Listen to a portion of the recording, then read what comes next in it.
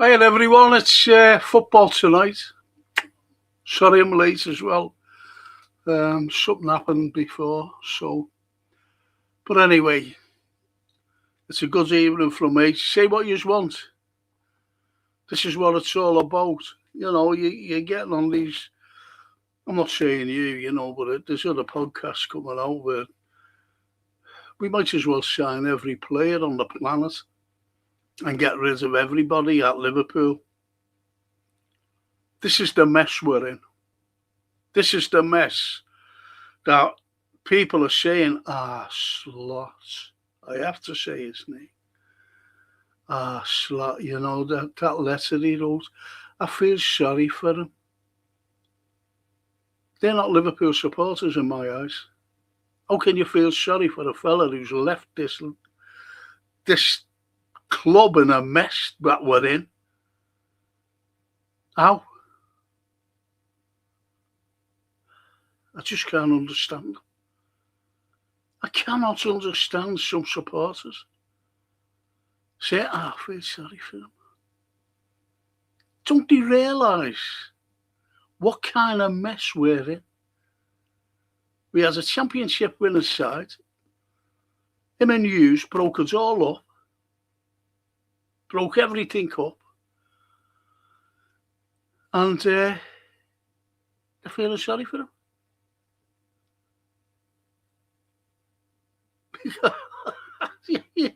You just can't make it up.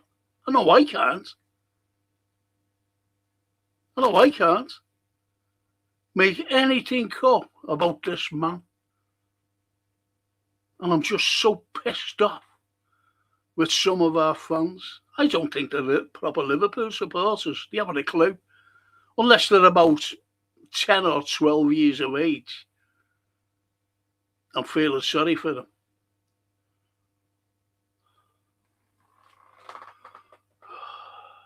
Let's see what you've been saying, people.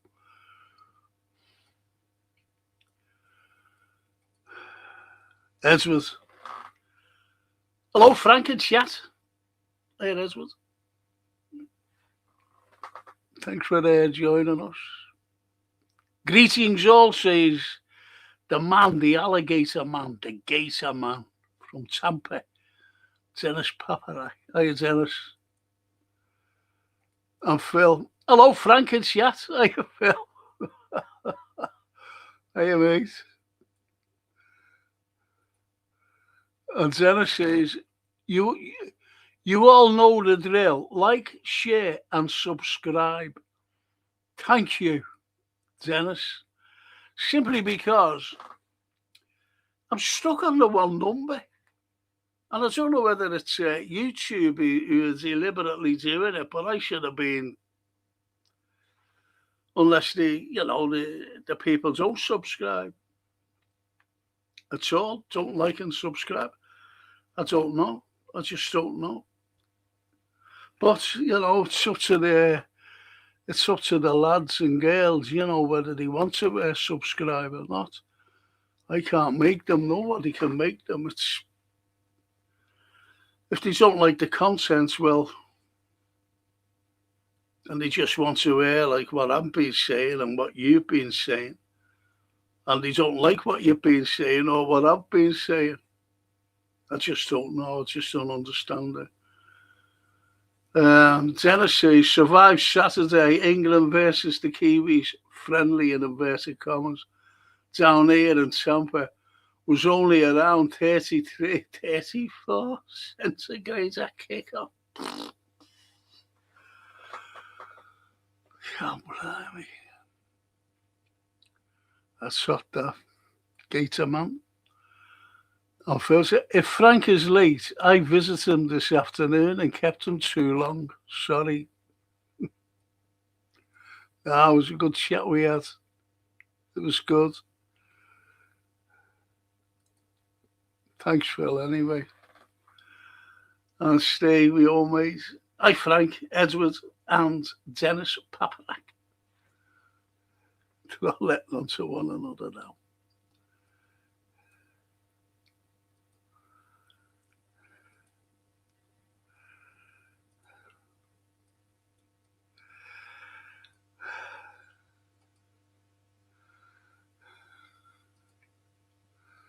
And Christopher. Hi, Frank, and everyone. Like and subscribe. Thank you, Christopher.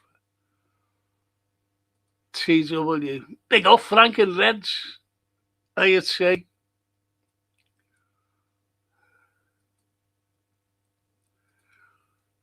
Toscana doesn't say hello to me, but she says, Toscana says, to Phil, as long as he's okay, I'm sure we can wait.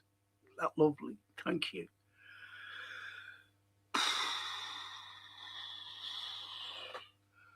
Thank you, Tusk. Thank you, sweetheart.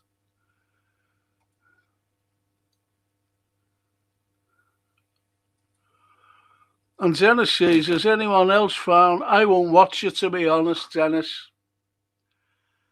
I really won't, no disrespect toward the Americans like your good self, but I'm not watching because there are two countries involved in it, and I will not watch it. And one of the countries is your country. They should be banned. You should never have allowed it to be in America for what they're doing.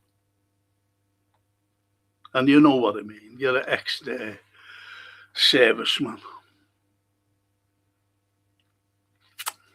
I know it's hard for me to say that because you're a good friend, you're a lovely fella, and a very smart fella as well. But you know what I mean. You know where I'm coming from on that. Because I don't give a toss about the World Cup now. Really don't. Really don't. The only thing I'm worried about now is getting that done, getting that fixed up.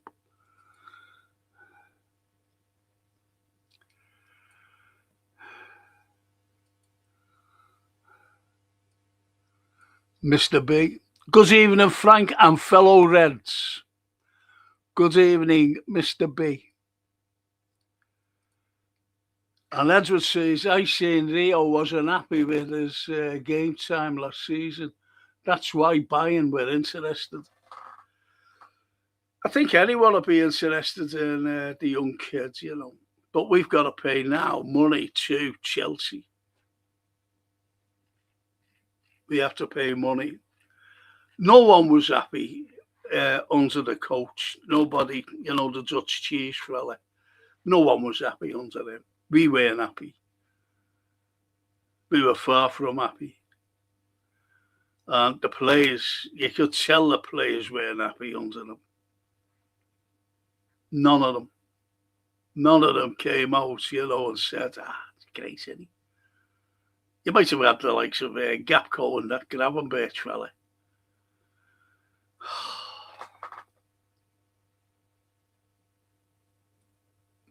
But we just got to see what and Mr. B. Shocking Northern Ireland's events last night. That's for Friday, that. Mr. B. Really? And Phil says he heard about it. That's a Friday night one, that. I'm not going on about that tonight. Because I just want football. I want your opinions on it. I really do. Or it could have been the other night as when we had the open forum. But then again, if it was ever an open forum, yeah, talk about it. Talk about everything.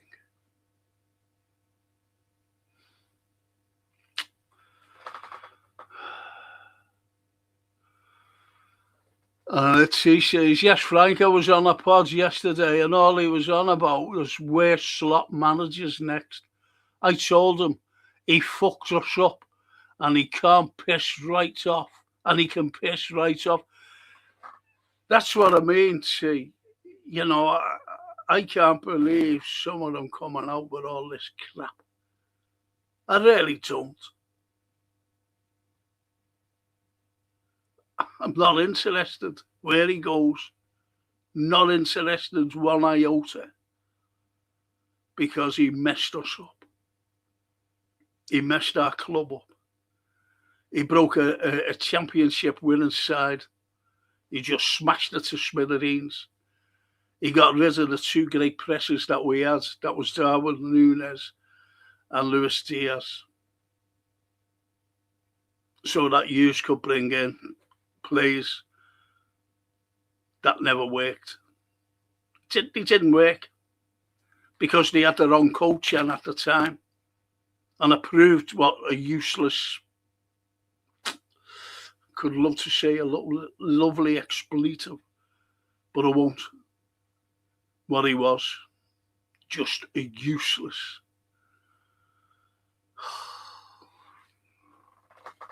I'm not using expletives.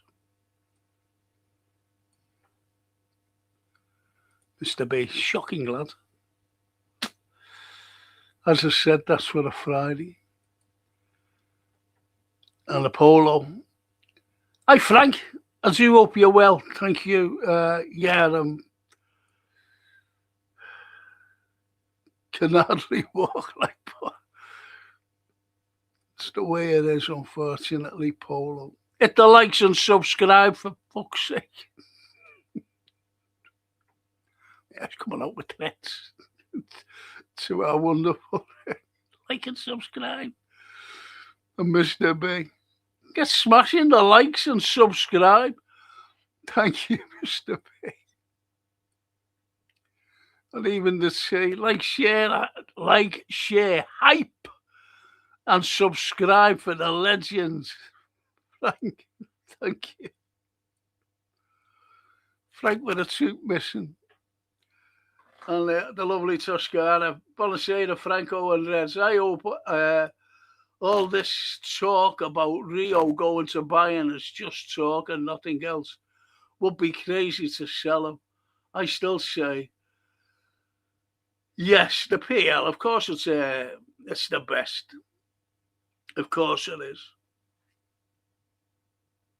But, you never know. I don't think Areola will want him gone anyway. I think he sees the potential in all young players, to be honest. And that's why he said he'd be looking at the academy as well, which is great. He's going to embrace us, the fans, the city as well, especially. So it's totally different from the Manchester living fella. Dutch cheese. Totally different. And that's what we want. We want someone too. And he even said he realises how big Liverpool is, the club, globally. He knows. Which is a great thing. You can't deny it, to be honest. You can't deny how big Liverpool is. Not like the Northern Irish fella after 4 or 5 months in the job, and he said, I didn't realise how big Liverpool was. He already knows Areola.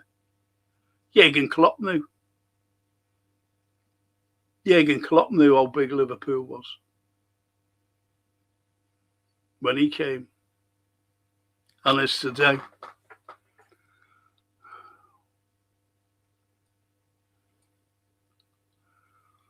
Mr. B, there's only one. Thank you. Thank you.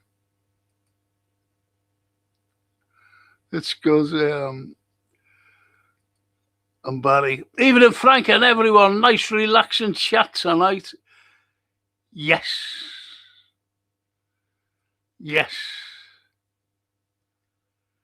And the Polo says, Frank, what's today's topic? Football. Football polo. It's, I look at everything. What's going on in the world. And that's why I said last night, which is what me to do, especially after other football podcasts. I wasn't going to do one because of the close season. Because all you're getting now is speculation and guesswork and who we want. And a fella came out and said, well, get rid of all these. And we've got to bring in 14 players or something stupid like that. But he meant it. Because he was saying what we need is another goalkeeper. We need a right back, a left back. The most priority I've been screaming out for is a number 6. And I don't want Gravenberch there. I do not want Gravenberch there. You know what I mean? Never wanted him there. I want a proper number 6. A proper one. Big, strong fella. I was looking at Fabinho against Barcelona, you know, when we beat them 4-0. You know, just little highlights. You want to watch them. Try and get us up on YouTube. The highlights, they're always there. That game is always there. And he's sublime. And that's what we miss. And we haven't replaced him. We have not replaced him. And that was 4 years ago. Like the operation. Been waiting 4 years for an operation finally come through. And I'm having it, as you know. And it's as long as waiting for the number 6. And let's hope Areola gets a number 6 in. We really need a number 6.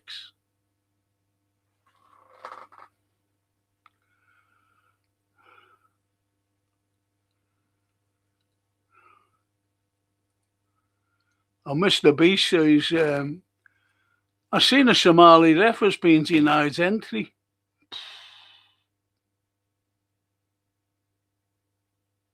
Didn't know that. I didn't know that, Mr. B. Little Linda. Even if Frank just out of hospital, recuperating. Good for you, Linda.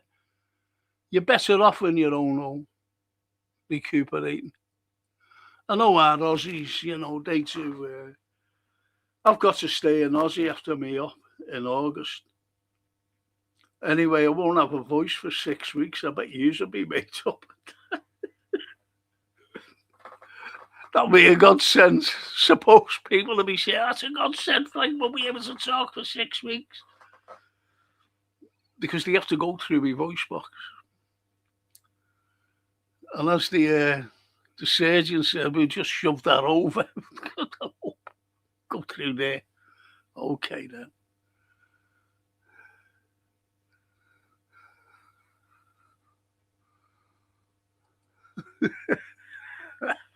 Me always stay about. There's Captain Happy Ass again. Oh, fuck off. They are saying he's got me swearing already. He's got me swearing. That's what I mean about some people.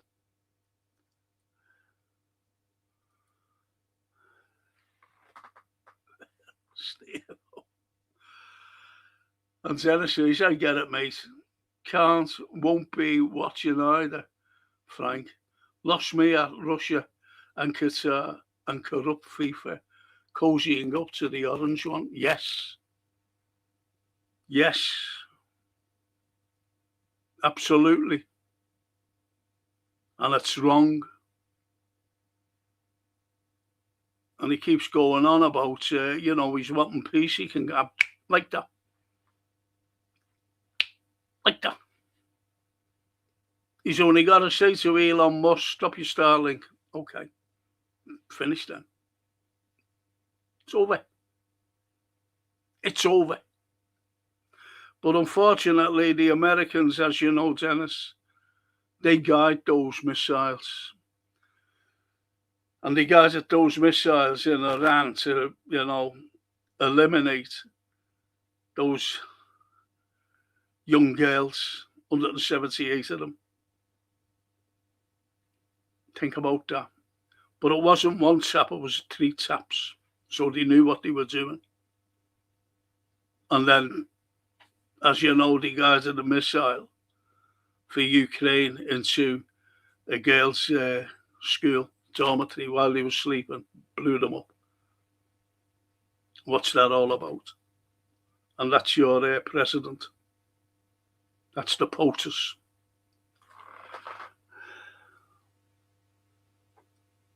But that's for a Friday. All right, TW, how's your bed? How's your day? Says Barry. Right, I'm going to go right down, boys, and let's start talking football. Bobby Wright, hiya, Bobby. Evening, Frank. Hope you're well, mate. Works in the academy and said James Milner is there. Oh, go away. Go away. Well, Milner would be good at the academy, to be honest. But he's bringing this fella, Torres or someone. And he's a, he's a really, I'm not saying a fitness freak. It's wrong for me to say that. But he knows how to get players fit. And he's a proper fitness fella. Unlike James Milner, he's just retired from football. But, he hasn't had the experience, has he, as this Torre fella has, of getting players fit. And that's what we need. That's what we need, someone like him.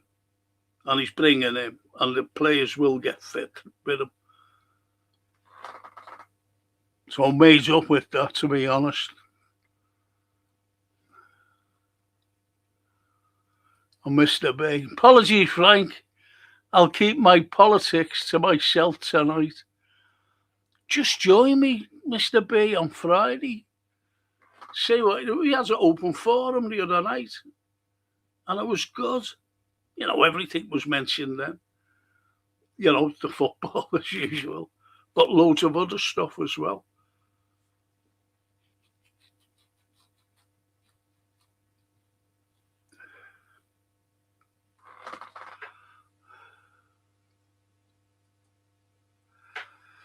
And Stephen Holland, I would like Liverpool to get Cucurella from Chelsea. Needs another left back, and he has refused. Oh, go away, has he? The Spanish lads with the mad head. God, blimey, he's only got to go up, with a player for a head and just go like that with his head. All his hair going the opposing fella's face, But he does get about, doesn't he, Cucurella? He really does. And he gets stuck in as well. But, it's a matter of stay. It's a matter where the money is. And the model of FSG, the model is sell to buy. It always has been the case. So if he needs someone, he's got to sell somebody, hasn't he? And the likes of Hughes and the others, Edwards, what's it they do? They allowed players to go on a free.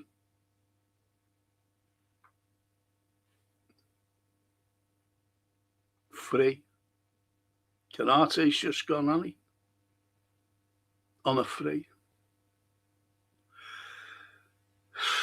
People are calling Canate and whatever, but, forget his football or whatever. And he wanted a rise. And you look at two players who got a massive rise. And that was Gapco and Gravenberch.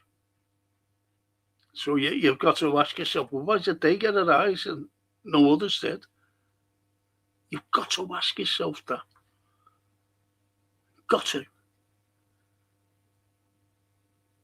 And, they're saying, I'll sell, going to sell Gapco. Well, yeah, fine. Sell him. But who's going to pay him $270 to $280 a week? He's nowhere near that. Nowhere near it. And who's going to get it? Because he's not going to leave Liverpool for a big wage cut.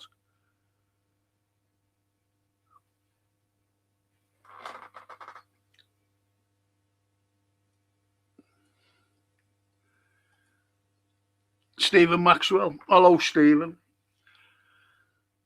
Hello, Frank. What do you think of Harvey Elliott coming back? We have to give him a chance because the bald eagle didn't. Thing is, well, he didn't give anybody a chance, though, did he? To be honest, Stephen. And when you look at it, when you look at how he treated the likes of Rio, for example, he had no chance, young Harvey Elliott. And he was I liked Harvey Elliott, and I said it during all my podcasts, when he was here. I like him coming off the bench because he gave them energy. And he was better coming off the bench. But he just got shut of him. Didn't like him. Look at Gerald Clancy. Look what he did to that lad. He must have taught in his first game as a coach for Liverpool against Ipswich down at Portman Road. He must have said, I'm going to show who's the boss. I'm going to show these fans who's the boss. And what did he do? He brought Gerald off at half-time and didn't put him on again. He brought Kanate on. And at the end of the season, he just got rid of Gerald. A big lad who would have been great for us. But he effed it up. Him and Hughes got rid of the lad. To bring in the players in the summer, along with Diaz and Nunes, because their money, especially Diaz and Nunes, they brought in most of the money because the net spends was 200 million, wasn't it? Albeit that we paid out 450, nearly $500 million, and it failed miserably. Failure. That was the team that was supposed to go on and dominate. And because of the Dutch cheese, failed miserably. But I just want to see how Areola has the players. I can't wait, I'm being honest. I really can't wait. Because I seen his interview and I liked what he said. I just liked it. And I know loads and loads of fans, during the Dutch Cheese's tenure, they wouldn't even listen to him. They wouldn't even listen to his press conferences, pre-match and post-match, because they knew he was just talking through his backside. And we all knew that. But they listen to this fella because he's saying all the right things. I'm not going to say like we're going to win the league or anything like that. This is me. We're not going to win the league next season. But I tell you what, I think we'll have a good go at finishing in the top 4. I believe that. And you never know, there could be a little bonus there because the Dutch cheese fella, he didn't like any domestic cups, did he? None of them. And just imagine, when he took over, just like a season or two before, Liverpool were going after a quadruple. They were going after a couple of quadruples, if you know what I mean. A couple of them. And look what we went after last season.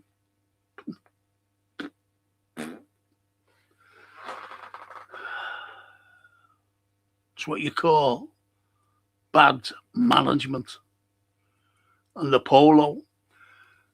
Frank, LFC desperately needs powerful midfielders and a solid centre-back and goal line.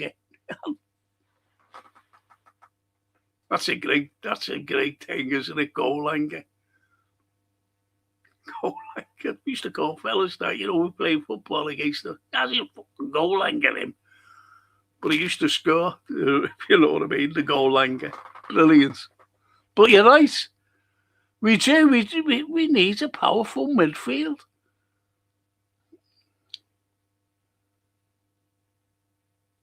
Good shout, that, Polo. And the Woodmaster, I'm with you, Frank. Slaughter's getting no sympathy from me from his letter to being in charge while the players won the league. Exactly.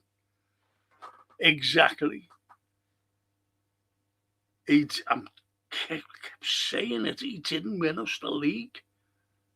He didn't. He was just in place.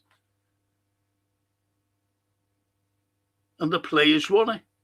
He split all the team up, smashed it all up. And that proved that he was a lucky man, because look at last season. Useless. Clueless. Useless. So it proved, and people still say, he won us the league. No, he didn't. Without Mo Salah, that league would never have been won. And look at the way he treated him. And it was Mo Salah who blew him up. He had something had to be said. And at least some fans, most of the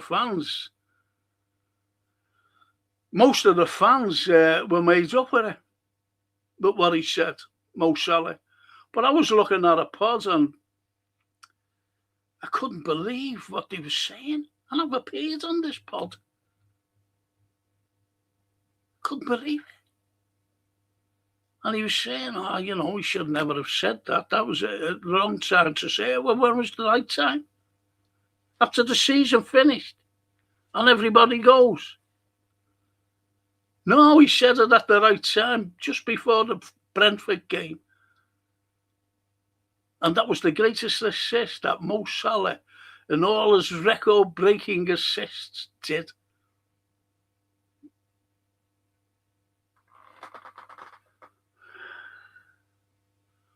I'm a red like you, all of yous. And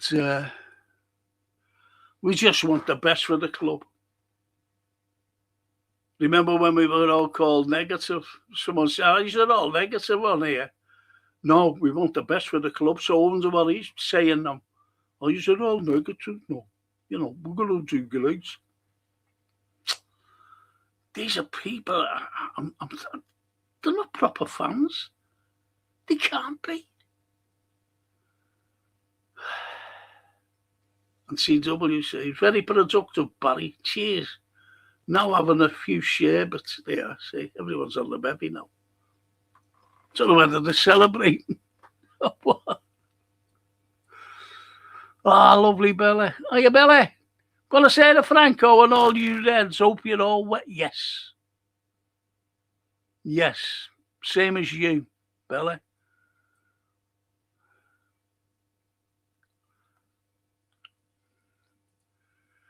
And Dennis says, sweet gesture, letter from Diogo's missus too, Robbo. It was his mate, wasn't he? Devastated Robertson. That's what I mean. You look at Liverpool team, from the likes of Robertson right through, mostly gone. Mostly gone.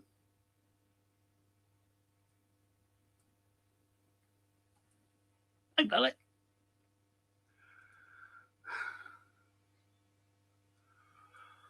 And Toscana says, who cares where Baldy goes next? I feel sorry for the fans of his next club. Always came across as arrogant and nothing was ever his fault. Good riddance.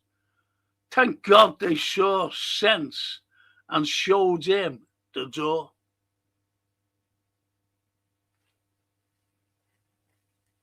Yes. Couldn't agree more.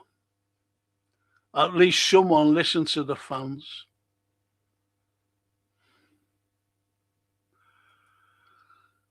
And Phil says, Frank, Slot had to go.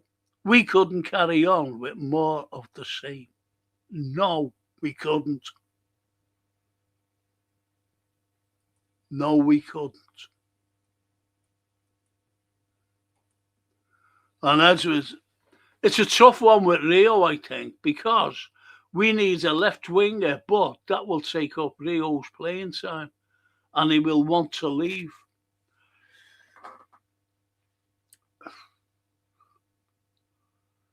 Yeah. It's a hard one, isn't it? As was, I don't think he will leave. I don't think Areola will want him to leave. But you never know. You just never know now. See what you've got agents. And they're the worst of the lot, them fellas. They're the worst of the lot. They demand huge wages. They demand long contracts. You've only got to look at Gapco and Gravenberch. You've only got to look at those two.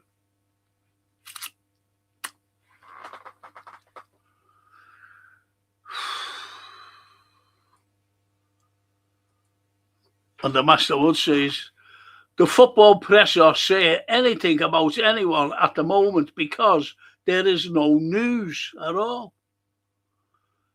Clubs won't be selling until after the Donald Duck Cup finishes. That's what I mean. And as I said, I wasn't going to do any pods. I really wasn't. And you know me, I just said, well, the season's over. Everything will be about speculation. And no one, I keep saying this, you get the likes, I don't like mentioning podcasts, but you've got to pay for a comment to come up, a super chat or whatever it is. And you get one little pod, and he's talking away, not from Liverpool, he's not a Scouser or anything. And he puts it up. He puts like a comment up, doesn't put loads up, just one or two. Puts it up for less than 3 seconds. I counted one day. 1, 2, bang, off. And what's that all about? Then you get, other pods who are doing super chats. I think that's wrong. They're charging Liverpool fans to comment.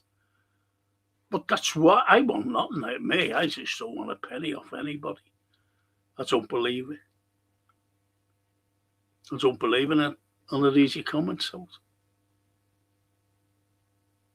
Because, you take your time to write out something, a comment just like that, what you just said there. The Woodmaster.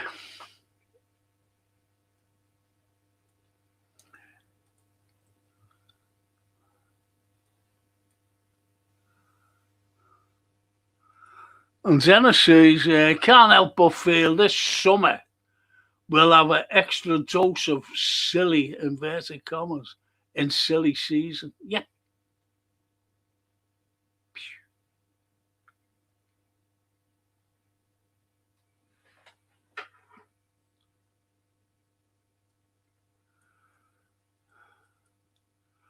The Polo says, you're right, Liverpool are a huge club. I've always thought LFC should have had 80,000 seater stadium. Says the put, so did I. I've always said that, and we would fill it. We would fill it.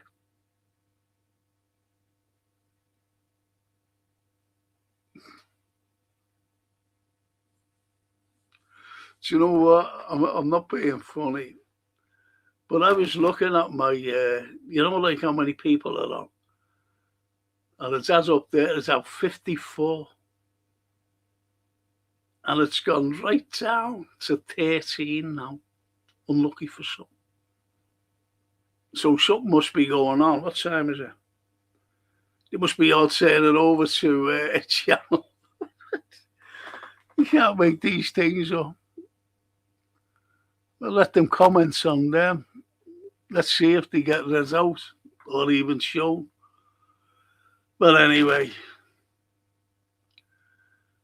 and Toscana, Chelsea, yeah, looks say the little. And Griazzori, Giovanni are doing well. Yes. Yes, they are.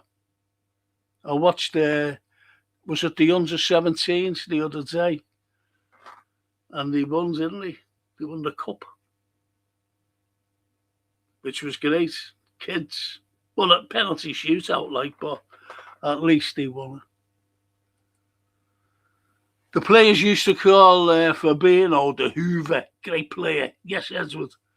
And he did hoover everything up, which was absolutely wonderful. He was great. Just have a look at that game again, Edward. You know, they're only highlights. But you see him, he gets stuck right into Suarez. He gets stuck right into Messi. And he was just cleaning up. As like a Hoover, just cleaning up. He was great. Shaqiri was absolutely dreadful. Yeah, he just gave a pass over. Didn't he? Crossed that ball for Ginny get in for the third. That's the only thing that fella did all through the game. He was hopeless. I was there. He was hopeless. But we had no one on the bench. We had the likes of that Brewster and Woodburn.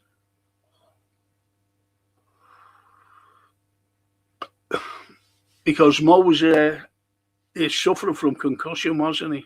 That's what he said. And the other fella, Firmino, was ill, wasn't he? He was injured. They never played. And we beat them 4-0.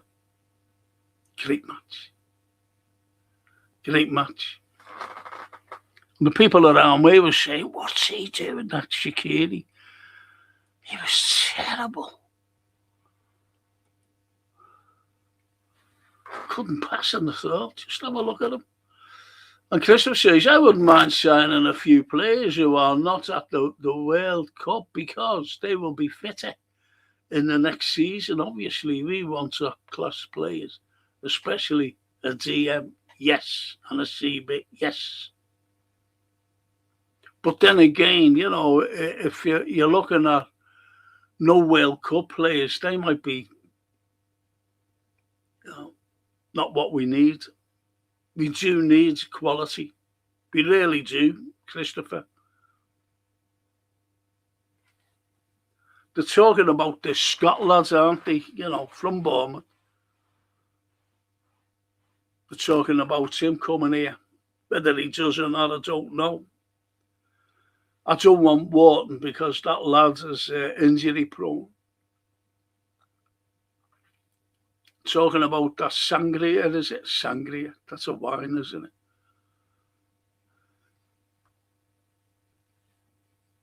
it? Spanish wine, sangria. Get in. Sangara, is it? Sangara. They're talking about him.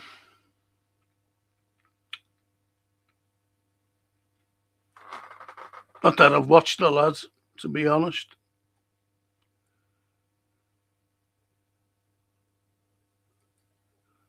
And Toscana says, Gravenberch is no number 6, better as a number 8, in my opinion.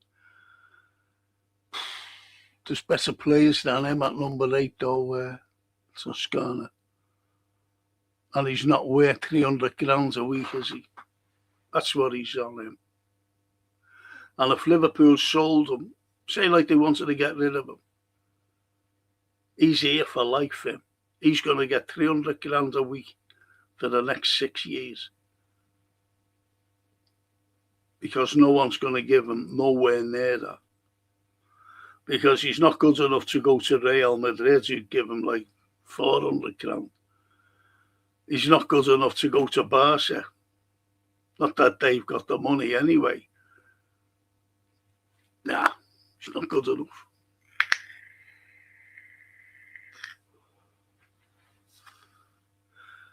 And Bella says, Franco, excited to see what this new manager a return to high energy football. Iraola is known for dynamic. Yeah, he is. He is. And he's being compared to Klopp with his Genga pressing, isn't he? But he plays a different system. He plays a totally different system than Klopp, albeit that he's an attacking, or albeit that he's an attacking coach. Because what you'll never see at Liverpool or any other team for that matter are three of the greatest players going forward. And I said to Francine, my daughter, I said, have a look at these three. You'll never see the likes of them again. And that was Mo Salah, Bobby Firmino, and Sadio Mane. They terrorised defences, though. Incredible. I watched the Kraken documentary yesterday, only on YouTube. And it was called Revenge. It was brilliant. Didn't half enjoy it. And another one was called A Million to One Chances. Watch that as well. You won't half enjoy those two, honestly. If you're a Liverpool football fan, watch them. Brilliant. Loved it.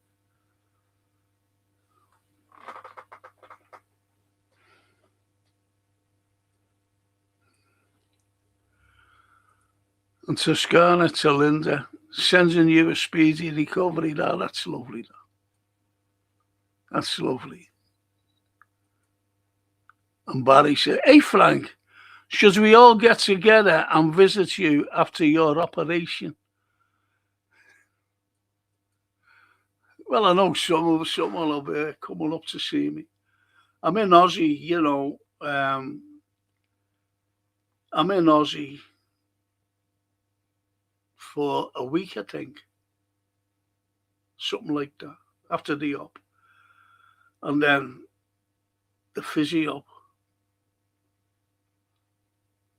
But it'd be nice for someone to come up and visit me. Yeah. See how I am. But it won't be, I can talk, it'll be a whisper. If everything goes all right, that is. But that's a nice gesture, that, Barry. Thank you so much, mate. Thank you. And Stephen says the Somalian ref was denied entry even though he had a valid visa, and the treatment of Senegal when they arrived was disgraceful. Oh, go away.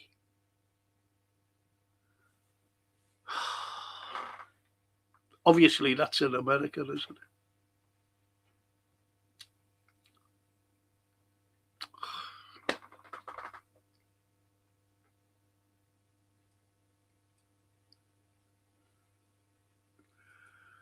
And Barry said, we can get a minibus sorted and shower you with gifts.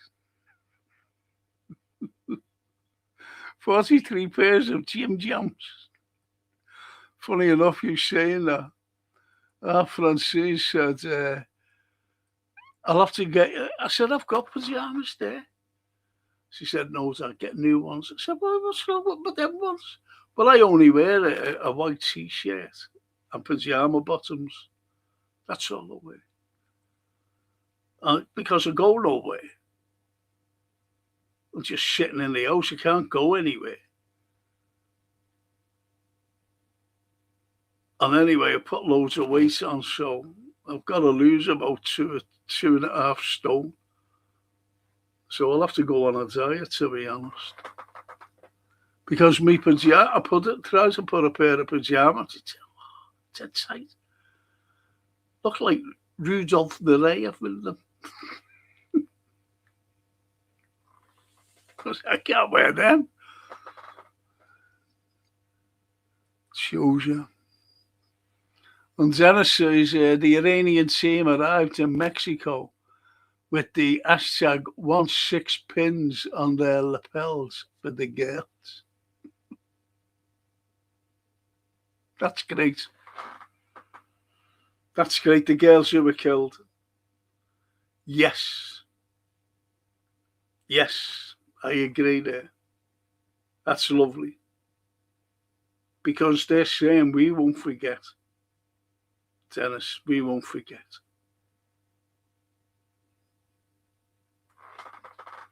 Good shout, though.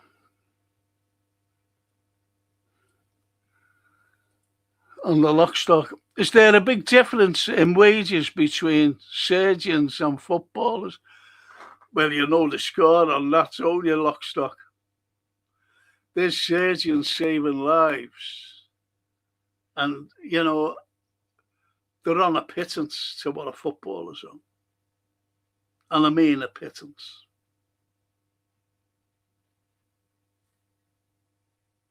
I know that for a fact. Everyone's on a pittance to what a footballer's on. But today's footballers, you know, if you go back, I go back to the Shankly days, they were on nothing. They were on absolutely nothing. And, you know, even going up to like when Terry McDermott, when he scores in 77, Liverpool's first goal in the European Cup, he scored the very first goal in the European Cup final. I'm not talking about UEFA Cup or anything like that with the 100 to Shanks. I'm talking about the European Cup, the big one. And, you know, they might have got a bonus or something, but they were on nothing, more or less. Maybe they always got club houses. They couldn't afford their own houses.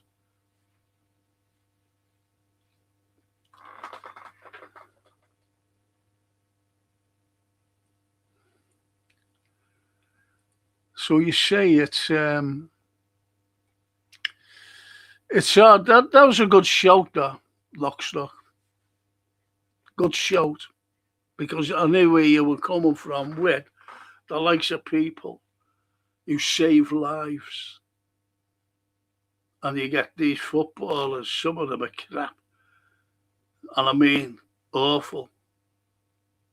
On a wage, you know. Look at Gravenberg's wage. Everyone on there, 1 week's wage will set you up for life. 1 week, 300 grand. What would you do with that?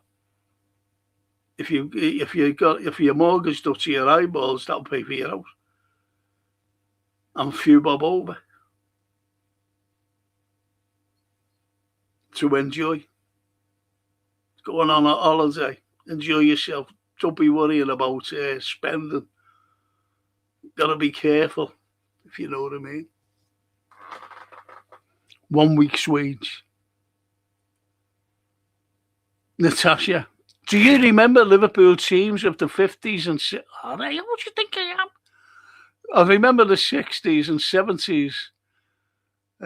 My dad said, yeah, the 60s especially, to be honest, Natasha, tell your dad. As I said, I mentioned Shankly before. And when he came, he brought us out of the second division into the first. And then a couple of years later, he won us the league. Incredible. Then the FA Cup for the first set, I was there. Wembley, with my uncles. It was absolutely, to win the FA Cup. Never won it before. That man built the foundations. So I remember the 60s very well. But the problem with Bill, it wasn't a problem really. He was loyal to his players who won us everything. And I always remember us playing Watford. And Watford beat us. We were a far better side, a far better club and whatever. Watford. But he played the likes of the Saint, who became a friend of mine, by the way. The Saint and Big Ron Yates and, a few others. But they was past the sell-by date, and that was the problem. Then when we won the Cup in 74, and that was his last game. And in my opinion, the greatest manager to take over was Bob Paisley. Bob Paisley was a humble man. A humble man. And he was the only fella to win 3 European Cups with the one club. 3. What he did. The only thing that Bob didn't win was the FA Cup, believe it or not. Won everything else, but not the FA Cup.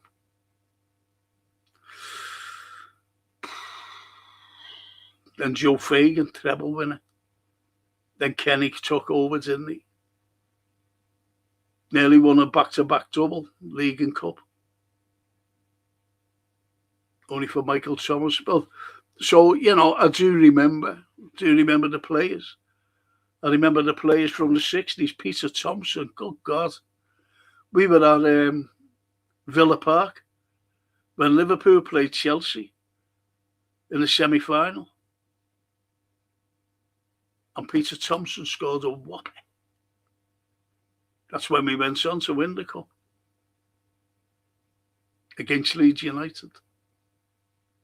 2-1. Jerry Byrne playing with a broken collarbone. And we didn't know at the time. And I always remember this fella's going like that. Have you noticed Jerry Byrne's arm? He can't raise it for some reason. And he just played it down by his side, played right through that game in extra time as well. And he even crossed the ball for Roger Hunt to score a header. That was Liverpool's first, by the way. Because St. John got the winner, didn't he? From Ian Callaghan's cross. So we had 2 of the greatest wingers you're ever likely to see. That was Peter Thompson. Tell your dad, Natasha. And Ian Kelly.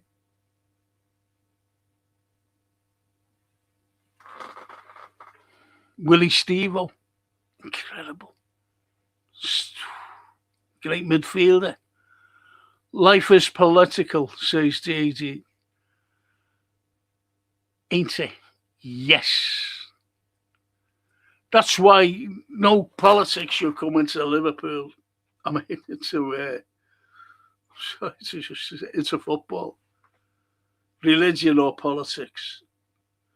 I've seen loads of arguments between religion, politics and football. Loads of it.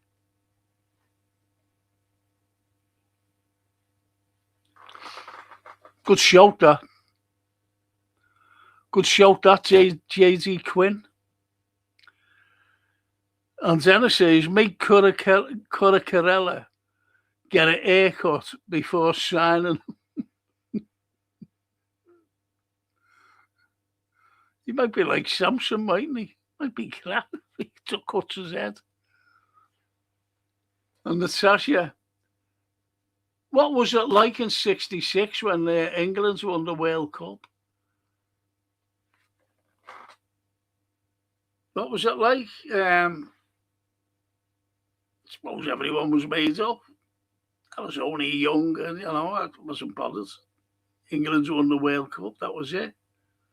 But I've seen a banner there on the telly, and I've never seen a banner like it. And I think it was the only banner there anyway. I don't think you even had Union Jacks or anything, or the English flag. And that banner said, just a small banner, and it was up. And it said, next to Liverpool, England's are the greatest. Genuinely. Never forget that. That's always resonated with me, that.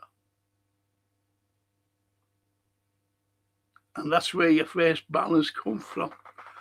Next to Liverpool, England are the greatest.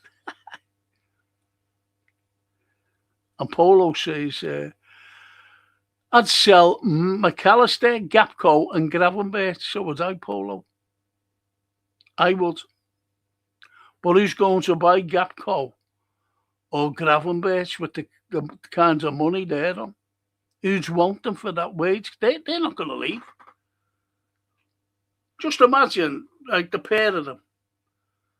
And say, like, whoever came in for them, I said, all right, Cody, we're going to give you 120 a week. And another team comes in for Gravenberch. All right, Gravy lads, we're going to give you 120 a week. Do you think that they're going to take that? Because that's all they're worth. I don't even think they're worth that, to be honest. And they're not going to go. They're just going to sit out. I'd sit out, mate. I'd sit on a bench for 270 a week or 300 a week, 300,000, that is 300k. I'd sit on the bench. Imagine that, 14 million for Gravenberch. Gapco, fuck.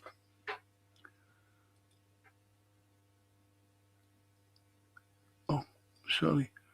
Mr. B says Canate was a presence. His football and brain was poor, unfortunately. He was a presence. I'm glad you said that, Mr. B, because he was a presence. And he carries on by saying our bench needs a proper mending up.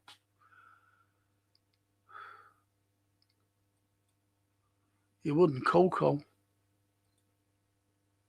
You wouldn't Coco. And Phil says Canate had decent games, but some dodgy ones also. Had a pineapple. Never knew which way the ball. I always called it a Tripney bithead. The Tripney bithead. That's what I always called him. He's got a Tripney bithead in. But you're right, both of you are right. He did have a presence. He's a big lad. I was watching, again, a little old game. And I tell you who it was against. It was against Man United. When we beat them 5-0. When Jones was, kicked by, he should have been sent off for Ronaldo when he was kicking at the ball. That was shocking, that. Should have been sent off for that. That was violent conduct. And that Jim Beglin was co-commentator. He said, oh, no, he shouldn't have been sent off there. He was kicking the ball. Arsehole Beglin. But anyway, he should have been sent off.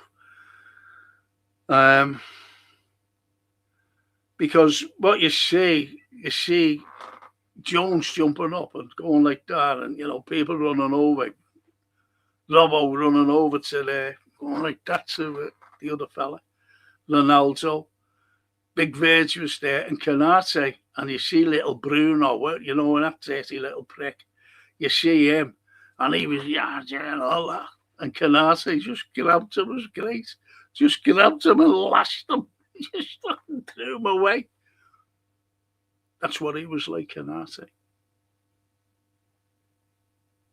Brilliant.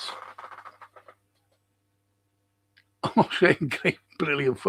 But people forget, unfortunately, that Canate went through a terrible time during the season. His dad was dying back in Paris. He was dying. And he couldn't go home. And there's Conrad, the Dutch cheese. He was flying off to Amsterdam and over to Ibiza. So you can imagine what Canate was thinking of him. Coconut head.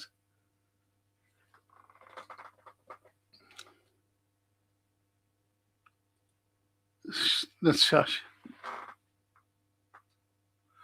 Natasha, was you here at the start? When they opened the stream? Did you see the heartfelt letter Slot wrote to the fans and the people of... No, he fucking didn't. I'm sorry, Natasha, please. I'm sorry, sweetheart. And if you believe that he wrote that, what do you think he's going to write? Listen, Natasha, Natasha, please. No, listen. He lived in Manchester. If your dad's a Liverpool supporter, Natasha, he didn't embrace my city. I'm a Scouser. Me. I'm sitting here now in Liverpool doing this. Slot didn't embrace my city. Didn't give a fuck about it. I'm sorry to swear, sweetheart, but that's the way it is. He didn't give a fuck about my city. A city that fucking employed him. He didn't give a fuck about your dad, a Liverpool supporter, or any of my chatters on here. Didn't give all these lads here on the cop. Didn't give a fuck about them. He didn't give a fuck. And do you think for 1 second that he's going to write a letter saying, I hated Liverpool, I didn't want, that's why I lived in Manchester. I didn't give a toss about those fans of Liverpool. Who do you think they are? Do you think he's going to write things like that? That was scripted. He never wrote that.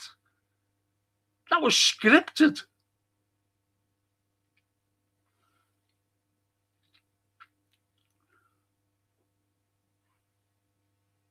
And who do you think told him to write it? It was the fella, his mate, who brought him to our club to fuck it up. And that was Hughes. Richard Hughes, the invisible man. Never goes to a game because he lives in Bournemouth.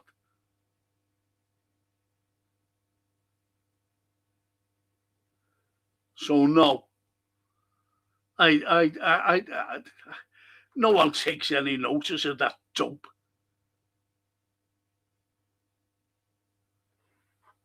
Mr. Ibiza man. No one takes a blind bit of notice, Natasha. Sorry to swear, sweetheart, but that wasn't heartfelt. It wasn't heartfelt at all. He's a phony. He's a big fucking phony.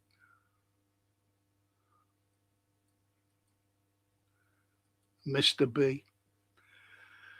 A proper six who wants to get his socks dirty and can play a bit too. Yes. And a shorts.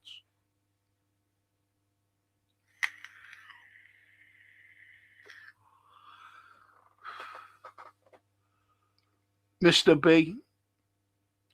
Polina, I like Polina, by the way, Mr. B. Yeah, he's good, him. I like him. Good shouter. I've always liked Polina, by the way.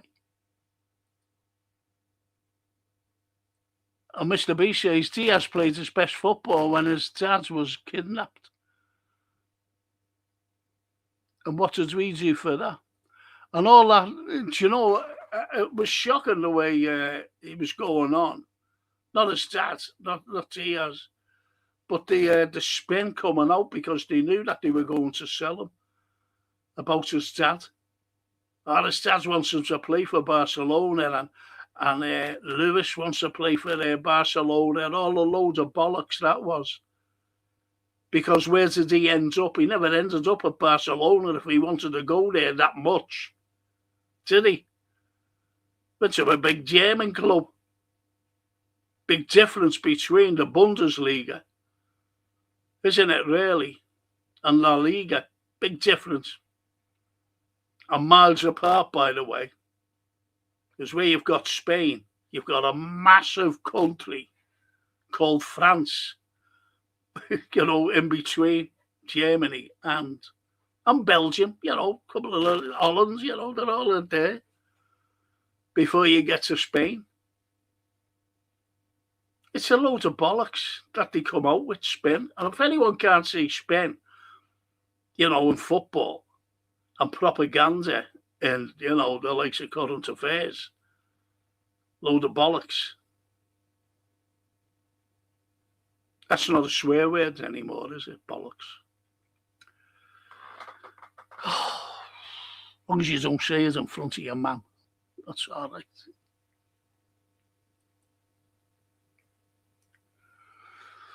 And the Woodmaster, I think this is one of the main reasons Areola has been hired, because he can do a lot with average players. His sides were sold from under him every season, and he always improved. That's a good shout, that.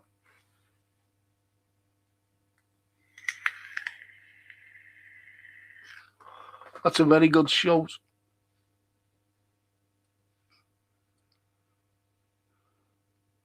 And Mr. B, sell Macca and Gapco. Yes. And made up, no one has said sell Jones, by the way.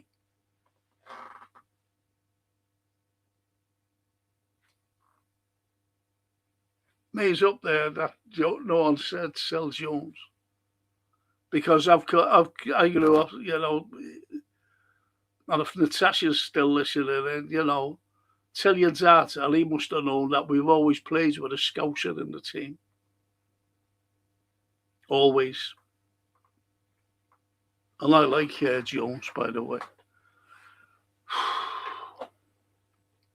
But you're right there, Mr. B. Iriola runs on a small budget. Average players turn them into winners. But could you imagine really, if he got, say that like so Vert, for example, Vert. I want to know Vert. So could you imagine him turning him into something? Because not one player improved under the Dutch cheese fella. Not one. He never improved anybody. In fact, he destroyed them with his system and his tactics. So you're right there, Mr. B. And Ume. Hiya, Ume. Hello, Frank. Nice to meet you. And you, Ume. And you, fella. And Lockstock says, why is Divock retired?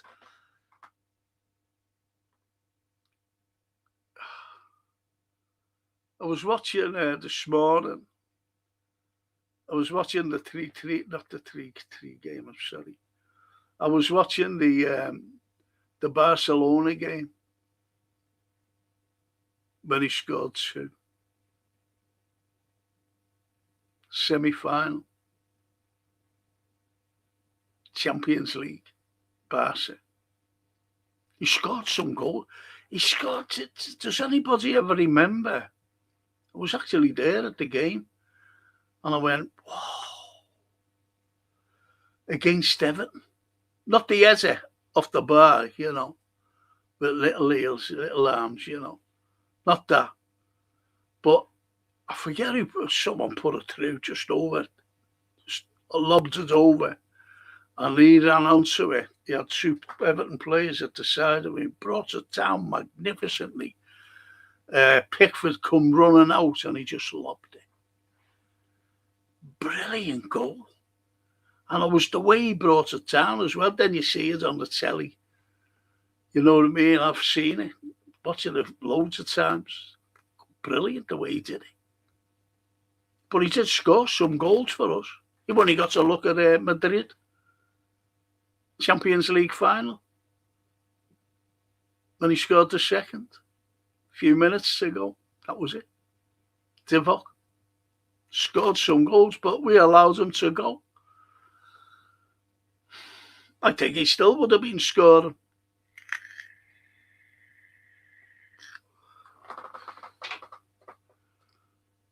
But he was never a starter, was he? never a starter. And Uma says, does Liverpool will Liverpool sign Alex Scott and Lamina Camara for the midfield options? I'd like Alex Scott, to be honest, Uma. Camara, I just don't know. No one knows, really. To be honest, we're not that kind of like podcast that says. But, you can say, who you'd like to come in. No problem. But whether we will or not, sign him. But I'd like that. And I think there's a great chance of Alex Scott's signing for us because of Areola. I think there's a very good chance. As far as Kamara, don't know. I just don't know, Uma.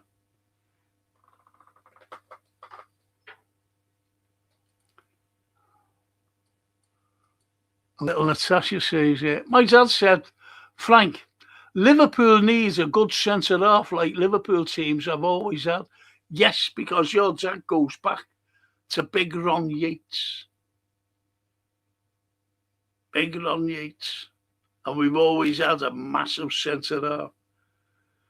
And I suppose your dad, compares like the likes of Big Yatesy with Virgil van Dijk. Because, Virgil van Dijk is a far better footballer. But what Ron Yeats had, he was a great presence. As someone mentioned Canate there, a great presence. And he did, he was a giant of a man.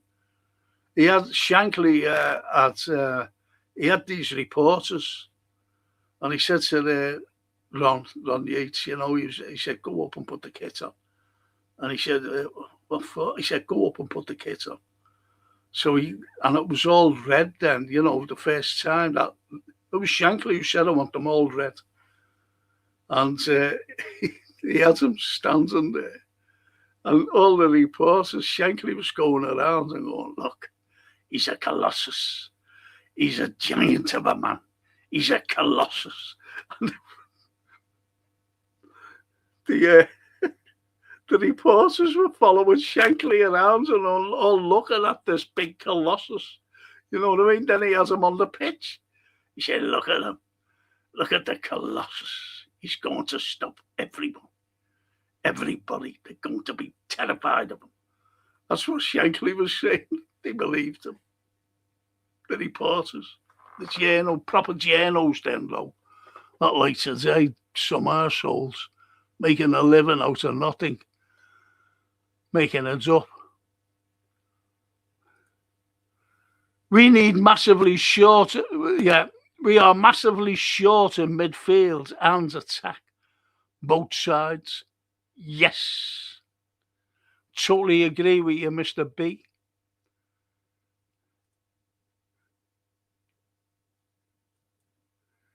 That's lovely. Letting answer our lovely friends, Uma.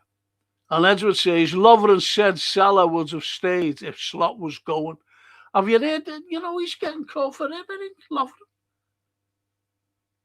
He's getting called for him because he can't Slot out. And I can't believe that. And they're saying he's fucking useless anyway then. That's what I mean. These are not Liverpool fans. I don't care what anyone says. Calling Lovren out. I was at the Dortmund game when he scored that header to put Dortmund out. And Tuchel was in charge, I always remember that. Tuchel going 2-0 down, we were. That Aubameyang, whatever his fucking name is, he scored, didn't he?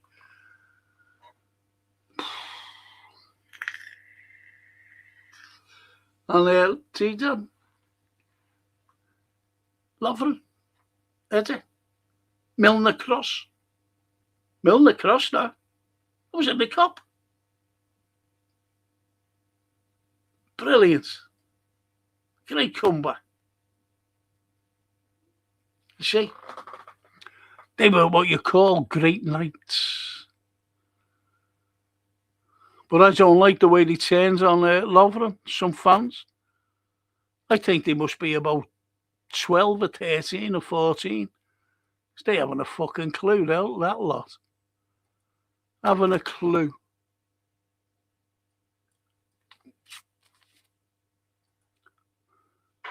And Polo says, Redmen TV, the Anfield Rap podcast are the worst. Brown noses, says Polo. Well, you know, you can say that. And am I a brown nose? No fucking chance. Brown nose, nobody, me. Say, look, there's one pod, and you see them sitting there. Well, two pods, and you see them sitting there with the shirt. You know, the brand new shirts. That's why, you know, they won't say nothing. Because they get all these things. I'd never get fucking nothing. I never get a fucking sausage off anybody. Not that I want a sausage off anybody. But if you ever go online to the hat and scarf and a badge and get your stuff off them, they're brilliant. It's all quality stuff. And I mean that. It's all quality stuff. Michelle and Michael Dean, they own the shop. It's brilliant. And as I said, and all at reasonable prices. So at scarforabadge.com, get onto them. Get onto them, people. I've got one on now. This. Look. Yeah, let's see it off a minute. Polo. See the live a bit there? It's a scarf or a badge. Fucking hair all over the place.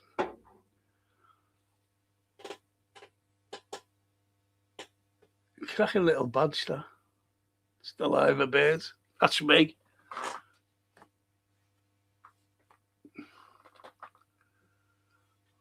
Love it.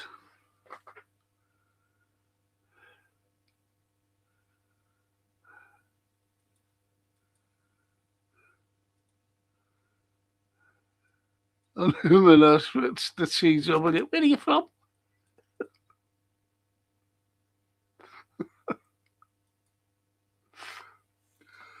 And Phil says, I hope Vert is on weight and gets a lot stronger. Yeah, he needs to fill out, doesn't he? He really does need to fill out. Fucking head on me, look. Sorry about this. Stupid. See, when you get a shower and you wash your mad's head, I was going to put my cap on, to be honest. But for fuck's sake, look at this. Look.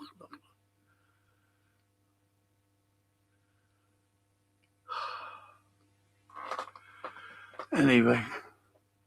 But you're right there, Phil. He does. And Edward says 3 players left: Virgil, Ali and Gomez. Yes, that's all. He smashed the whole lot up. Do you know who I'd go after? You know, a goalkeeper, if he'd come, that is. Well, there's 2. You mightn't agree with me here. But I'd go after that Oblak. I think he's brilliant, Sim. You know, Atletico's goalie. I think he's brilliant, Sim. And he'd come here. You know, for the cover. And the other fella, I think is good as well. Is that Leno. Excuse me. I think he's good as well. Zal Leno.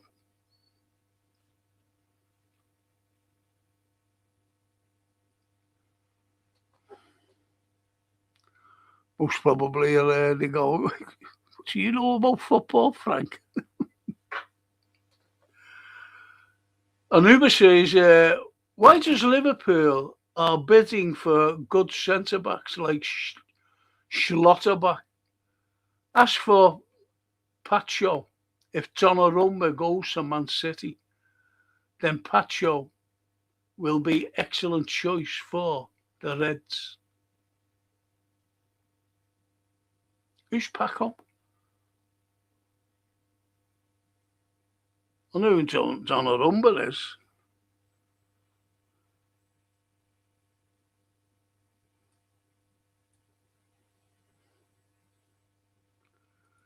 And Umer, I am English, currently in the islands of Scotland. Hey, listen here, CW. I hope you've been told about the Antonine Wall in the islands. Well, Antonine said he was jealous of Adrian and his wall, so he decided to build a wall to keep them pesky Scots out. But don't tell them that. Just say about the Antonine Wall. And then says to Phil, your comment is your in past. Now don't forget, as English, your comment is your past.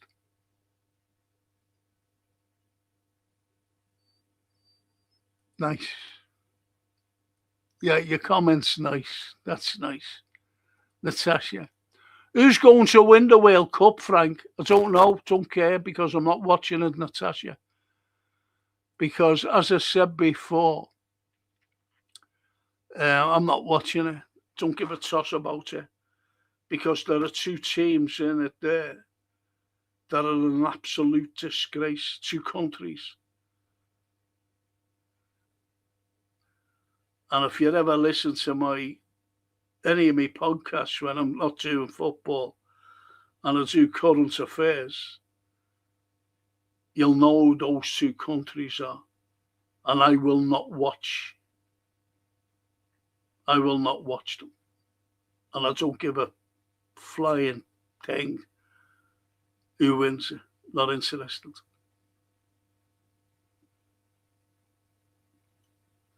And I hope whoever wins it, it won't be one of those two countries that I won't mention.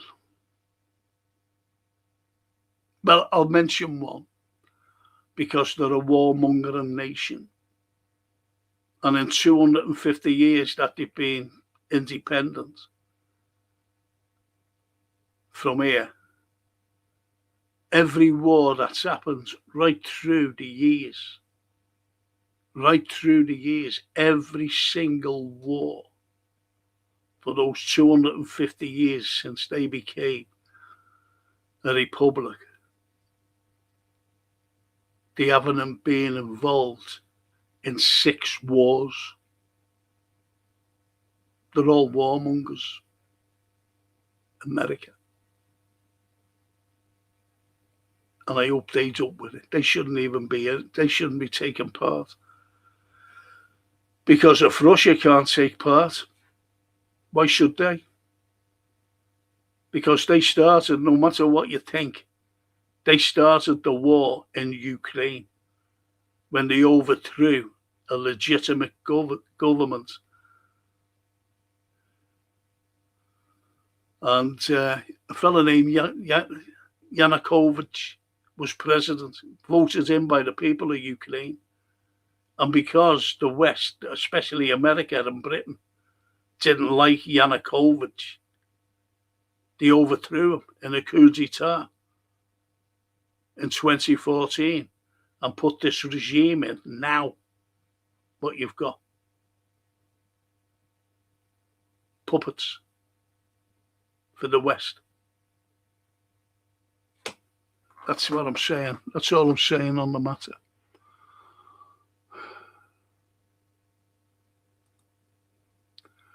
And Toscana says, Jürgen built a great squad. He was a one-off. And if Areola can be half as good, then we'll be more than okay. Yes, Toscana. Good shout.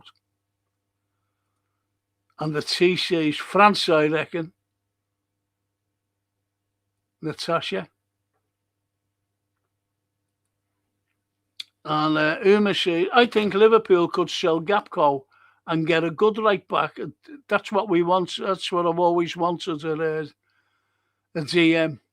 For 4 years, I've been wanting a DM, Uma. So you're spot on there. And the centre back. What's your opinion? Yeah, that's good. Same here. It is, a right back, defensive mid, and a centre back. Yes. But we've got a young kid there. Whether his injury, is going to affect him.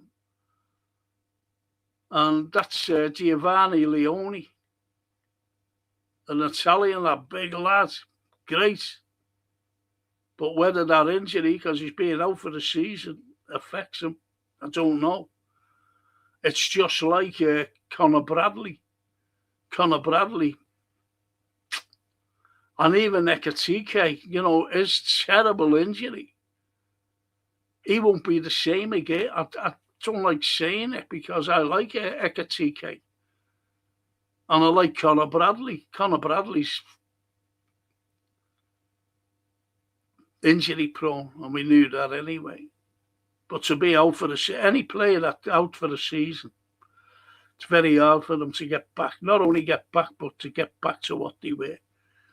And Ekatike's injury, that was a really, really bad one, unfortunately for him. Toscana. Mo loves the club, and he did us all a favour by speaking up. I just wish he wasn't leaving. Yeah, but there's loads of, as I said, these, I call them non-fans.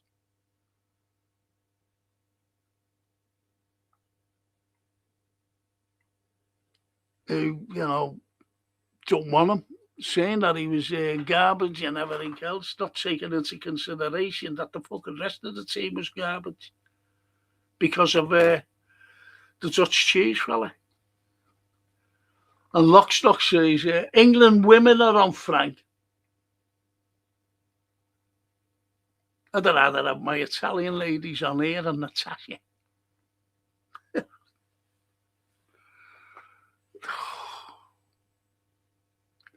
England's women are on.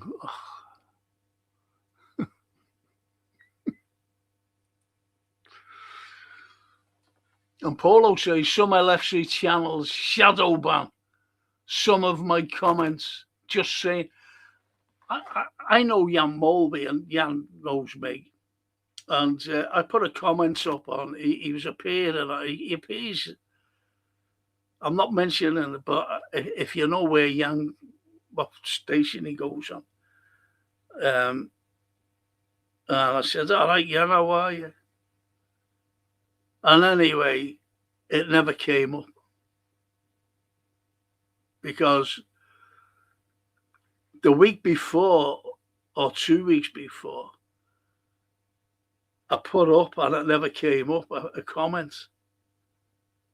And I said, I wonder what David Lynch is going to say now. Mr. Flip-Flopper. That never went up. So I think it was Daryl Merry said, they blocked you. They don't like what you say. So you can't really say anything. You can't be truthful. You've just got to listen to that fucking Dave Davis, who lives in Edinburgh and is not a fucking jock. I don't know where he's from.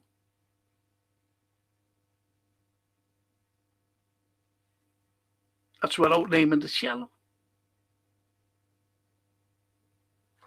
Fucking phonies.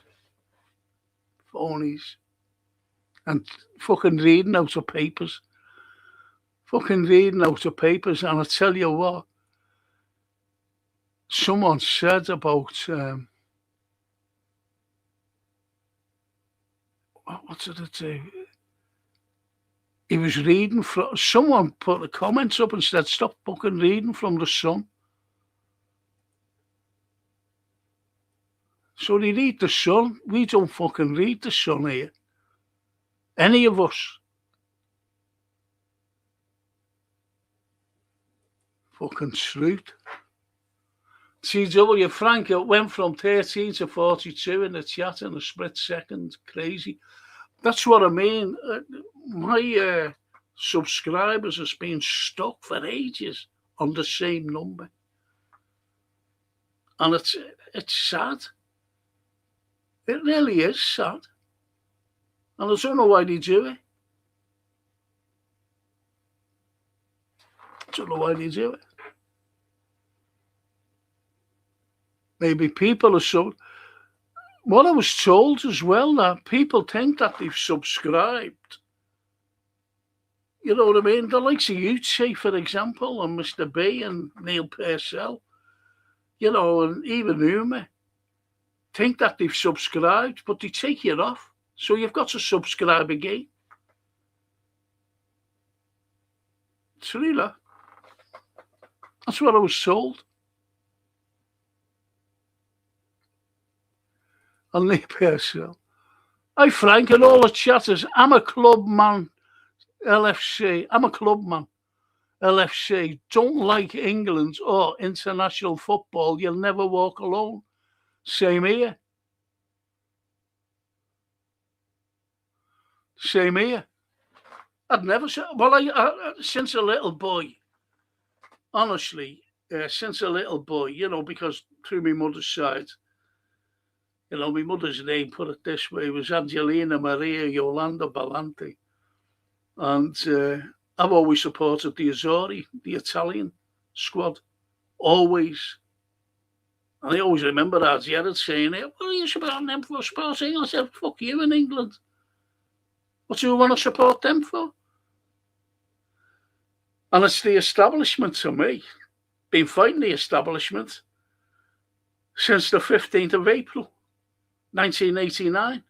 How can you support a fucking team that are them? But that's me. I'm just an ardent Liverpool supporter who supports you and these lads behind me. Every lad, girl, and everybody else. That's who I support. And if anyone criticised any Liverpool fan, I have a go at them. Because they haven't a fucking clue, them, who criticises us. Like the Dutch cheese fella. When they were booing when young Rio was coming off, he said, what do they know? The fans having a fucking go at us. What do they know? Us? What do we know? No more than you, baldy head. Anyway, he's gone now. He's gone now.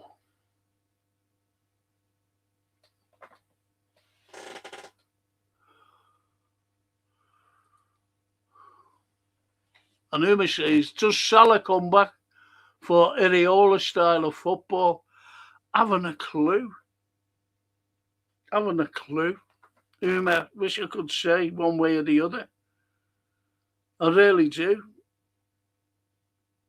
I'd love to see him. I'm being honest with you, you know, whether you agree with me, everyone. I'd like to see him give another season to Liverpool. I really would. I really, really would. Another season and let him go in a flourish at the end.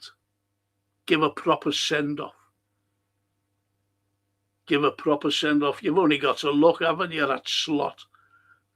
I keep mentioning his name. Sitting all alone because he never went over with a mic, did he? Like he did with the Feyenoord crowd and said, I'm leaving to go to Liverpool. That's showing disrespect to the Feyenoord fans and the Feyenoord club who gave him a job, paying him. I'm going to Liverpool before the fucking season finished. That's what kind of a disrespectful prick he was. And I seen that. I said, I don't want him there, my club. And then he came. And that was Hughes, that. Hughes brought him in because he was his mate. To fucking destroy us. I've written a couple of plays, right? Now, if I could write a play about that. Just called Conspiracy. And it's like a conspiracy to destroy Liverpool Football Club. Think about it. It'd have to be fictionalised, like, but just imagine getting 3 people to play those 3 characters. Conehead, the Dutch cheese, Hughes and Edwards. Because as you know, Edwards and Jürgen never got on together. And he walked away, didn't he? Fucking came back. Look at the money that the Dutch cheese got. Look at the money he got. You might as well say $500 million. Fucking wasted. And that's what we need today. $500 million to bring in players. Another $500 million. But we've got the right fella in place. Areola. You'll never get that.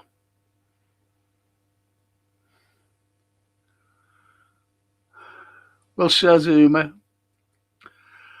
If Mo didn't speak out, says J.D. Quinn, would Slot even have been sacked? No. But the fans spoke out as well, J.D. The fans spoke out, mate. The fans said, fucking enough's enough with this prick. Because you were watching and I was watching, all these lads behind me were watching and everybody else were watching, JD. Horrible football. Football that you see in our demise. I've never seen football like it in my life. And I go back to Shankly. Horrible football. We always had a fighting spirit.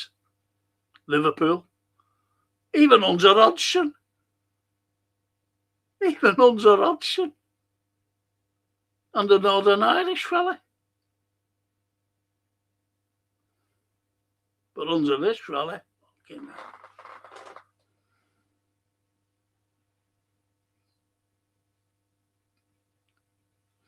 So you're right there. That's a great shout, that, by the way, JD. And even Uma agrees with you. True.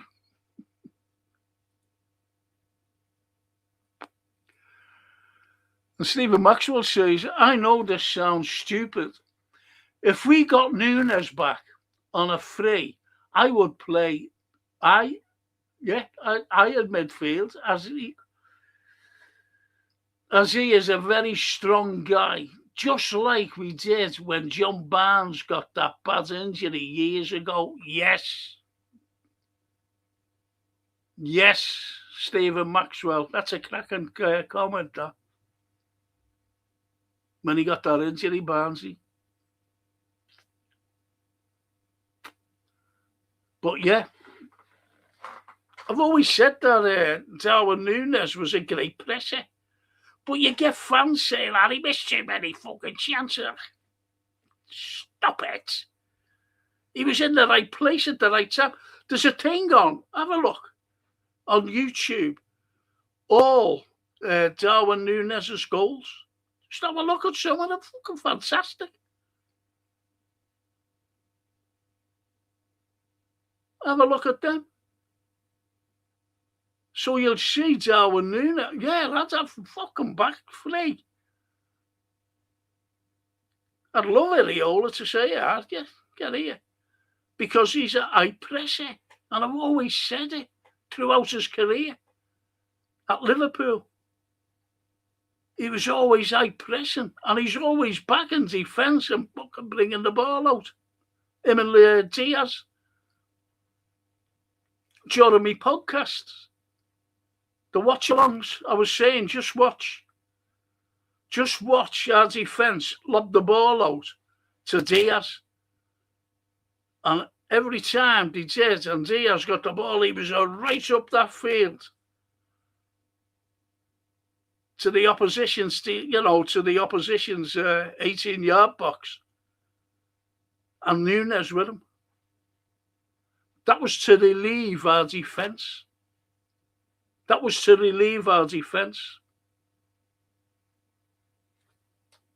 High pressing, you see. Brilliant. And yet some fucking fans didn't like him. Why? Oh, fuck off. Didn't like him. Good shout there, Stephen. Man United are now after Alex Scott. Well, Iriola will get him. Says, Iriola will get him. If Iriola says I want him, he'll come. Because he likes Iriola and he likes his style. Have you heard what he said about him? And Uma says, slots out campaign works out. That's why Slot got the sack. Yes.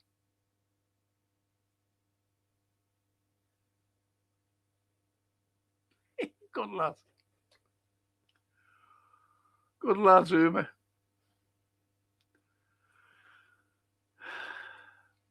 Warren is a cracking player. He is lock, stock, but he's injury prone, mate. He gets injured easily. I don't think he was better than Elliot Anderson, though. Rather have him than him.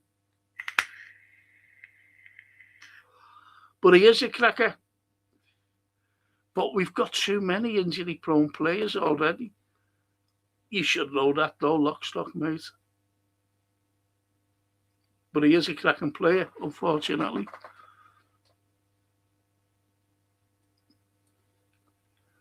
And the T says, I would rather have sangria, Frank. But that's another story. Fuck off. You're messy, you're skitting at me, aren't you? When I said sangria. I said, that's a fucking Spanish wine. I like that. Even with me tooth missing. 2 grand that to get fixed. You'll believe it. Fuck me. Think I'll have super chats to get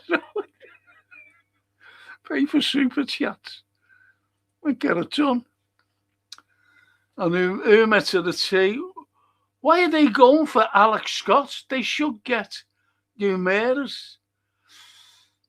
They won't let him come here.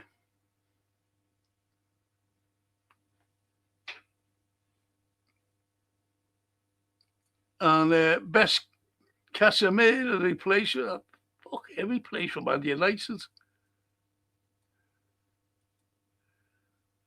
Dennis is going. After on, folks, back to meeting to close out the work day. Ciao. I'll see you, Dennis. See you, mate. See you, mate. He's fucking well gone. It was an hour ago. Jesus. Typical Man United always go after players Liverpool wants. So there's a lot of other ones too. Other teams. We'll see a few Bournemouth players coming to the mighty Liverpool, says Mr. B. And I think that Scotland's will. Because he wants to come to Liverpool, didn't he? He said it. And he, when he was talking about Areola, and he likes playing under him.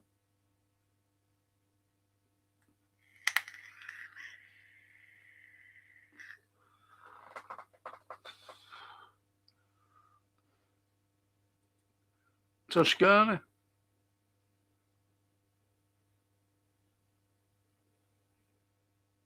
Hang on, I missed that. Sorry, Phil.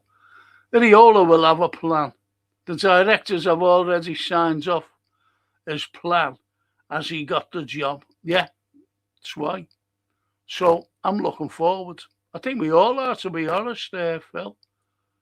We all are, mate.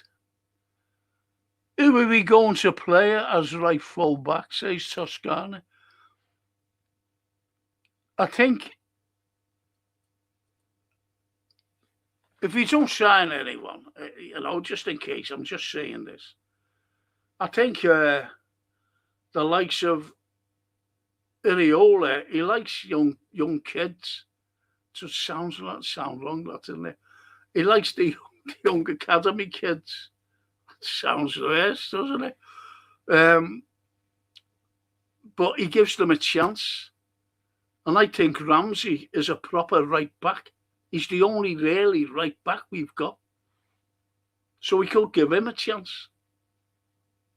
You never know. You've got to wait till the pre-season games. He'll be looking at videos, He'll be looking at videos to see how they were shaping up during, like the season.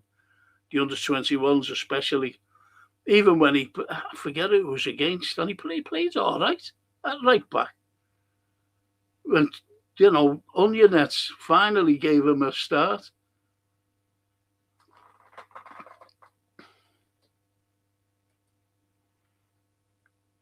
And he missed the tea.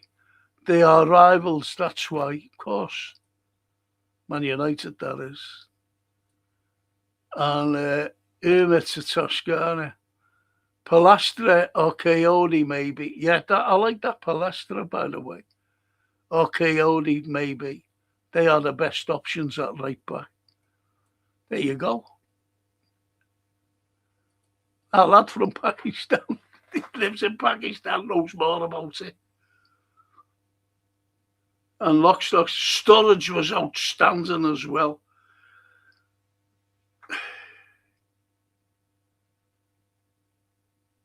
Do you ever remember him, Lockstock?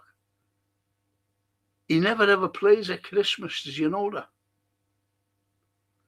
Because of his religion.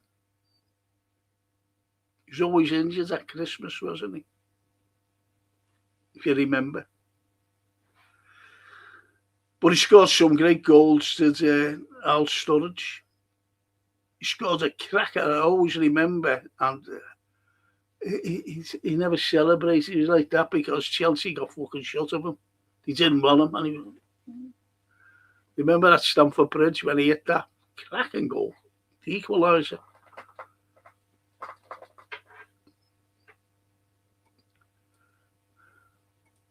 For right back.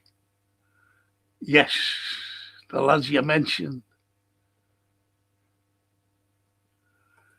We need a Tommy Smith, Frank. Do you know what? I gave him a nights out, I used to have nights, Scouts nights, for the likes of Tommy Smith, Tommy Lawrence, Chris Lawler, The Saint, Willie Stevo. Great nights. And lads gave up the, I'm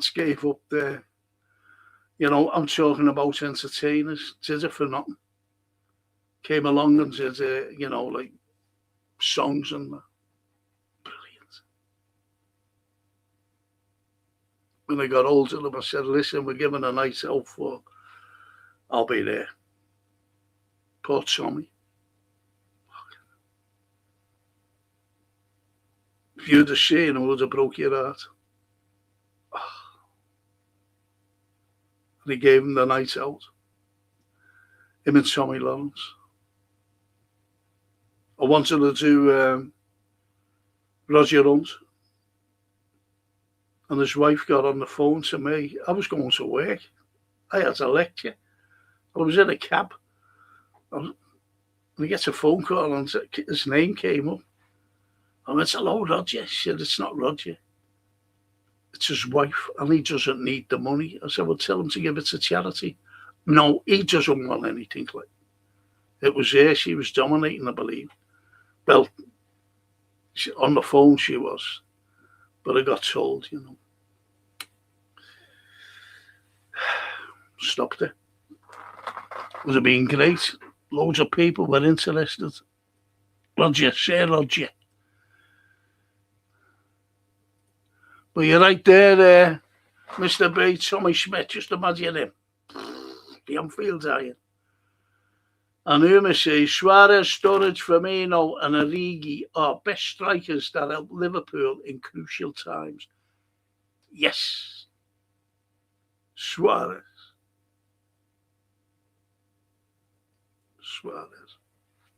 Can't make it up, can you? Suarez.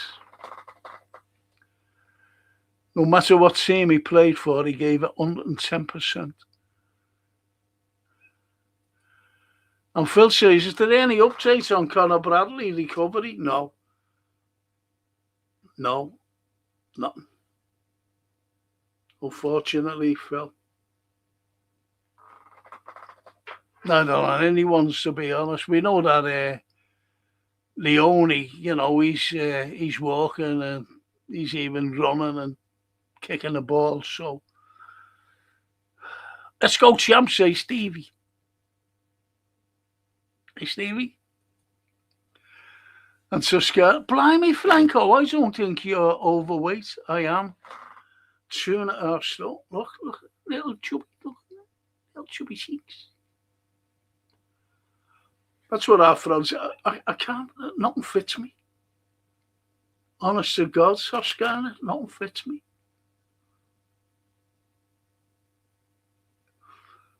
I went shopping the other day. Put a pair of trousers on, and they were dead tight on me, and yet they used to be loose, dead loose. I used to have to wear braces or a belt. Dead tight. And I've been tight.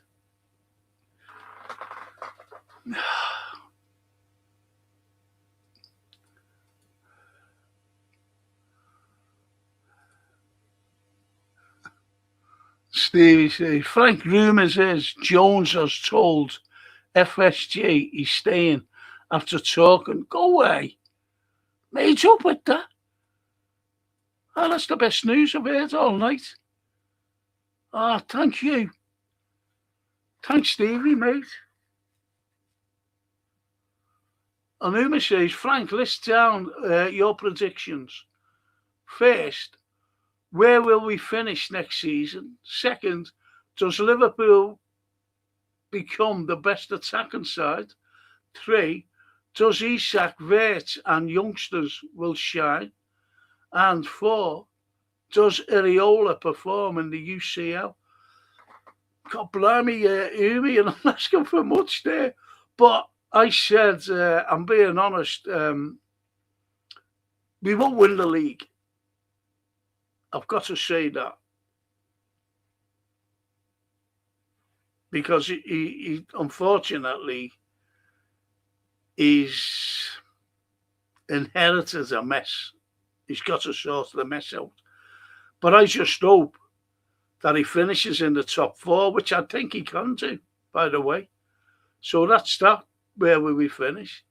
Does Liverpool will become under him, and if we've got the right players and he gets Wirtz and, playing the way he should be playing in his rightful position and the likes of a couple of other midfielders, yeah, we will be an attacking side. And if we get the right, Kerkez, under Areola, Kerkez was brilliant. So you'll have him attacking as well, down the flanks. But as you're saying about, as we keep saying about a right back, I don't think Frimpong's the answer, unfortunately.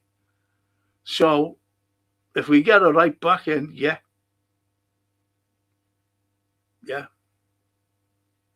But we've got to get a centre back in as well to replace Kanate. I know that we've got Leone there, and we've got this Jacquet coming in. But I think we need another. So I think, we'll be in good stead. And will he perform in the UCL? He's never ever been in the UCL. The Champions League, he's never been, but I think he'll give us a good go. I'm not saying we'll win it, but he'll give us a good go, Uma. Good shout, actually. Bit hard on me, like, but it's disgusting, isn't it? Surgeons and footballers' wages. JD, yes.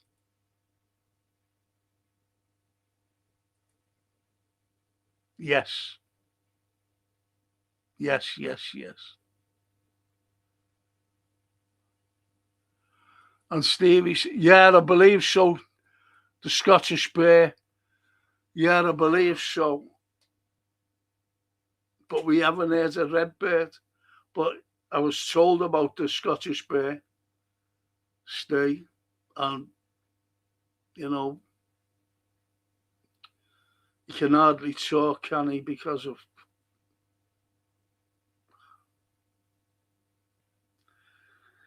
jeez. Thanks for letting me know as well, and the rest of us. Thanks, mate. And the Vader, hiya, Frank and chat. Sorry, I'm late. Oh, you're always late. We had John Aldridge on before. It's great. Held up. And, people were chatting to him, and he's on for about half an hour as well. Phones up Jan Mulby, said, do you fancy coming on? He said, no, I'm in Tenerife. And I haven't got my laptop. So you missed all that. Vader. Saves you late. Shouldn't be late.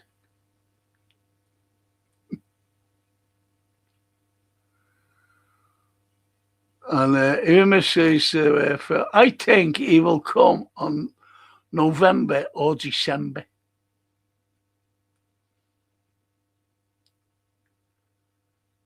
And Stevie says, good to have you back home, Frank. Thank you. Thank you. Thanks, Stevie. I asked the other night if, last night it was, do you want me to do a thing? And he said, yeah. So I'm back with a vengeance. Reading out all your comments. Calling me for everything. And Toscana to Uma. I'd like to see Palestra. Heard that Newcastle wants him, but Liverpool haven't made a move yet. Good shout, that, Toscana.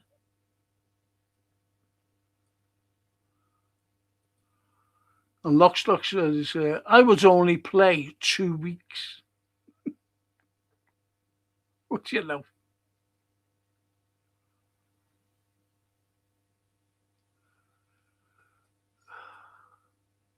There we go. Say no note of this fella there. Him. Say no notice of him. Don't like divs, don't like trolls. And JD says, what English player is better, more skillful than Curtis? Not many, if any. Thanks, JD. Because he's always been a scapegoat. Canate and him was always a scapegoat. They didn't realise that Canate was going through a torrid time because of his dad who was dying back in Paris. By fucking onion heads was flying off everywhere over to Amsterdam from Manchester where he lived and to Ibiza. My granddaughter Sophia, she's 14, I think next week, and she said, big red, got her a shirt, I said, she said, I want Sobozlai. I said, just get a Sobo one. Do you know who you mean? She said, no. Fucking hell. She had to do something like, just cost. Okay. But anyway, she said she'd seen Slot, on the telly. And she said, has he got a sunbed, Mum? She said, what do you mean, has he got a sunbed? She said, because he looks tanned. He's got a sunbed. No, he just goes to a beta.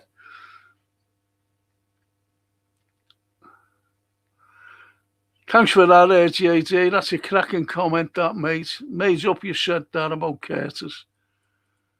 He's a very skillful player.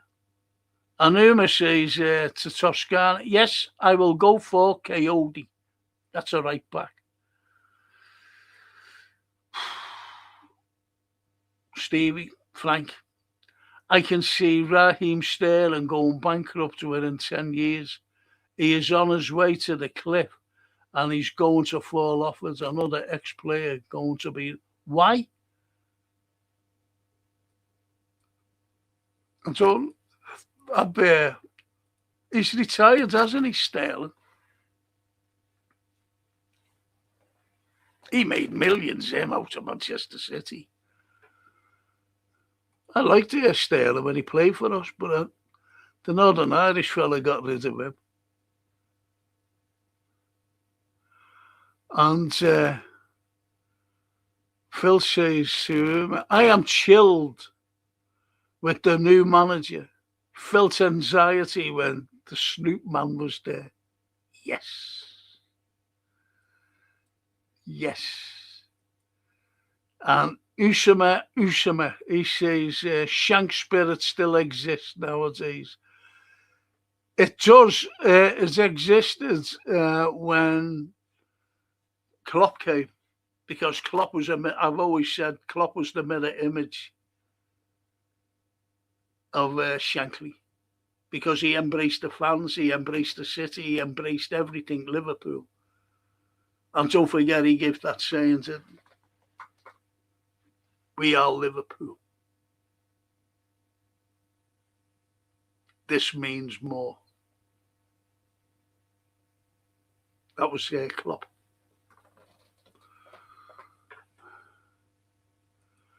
My right back options are Nico Williams, Coyote, Reid, or Vanderson.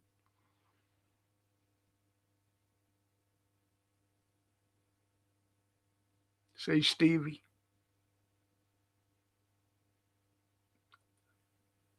Is that the Nico Williams that used to play for us?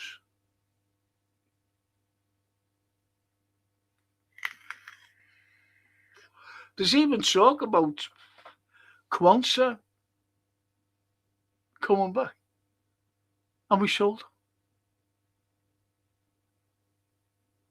Onion Head sold him. Along with a few others. Tyler Morton, great little player, him.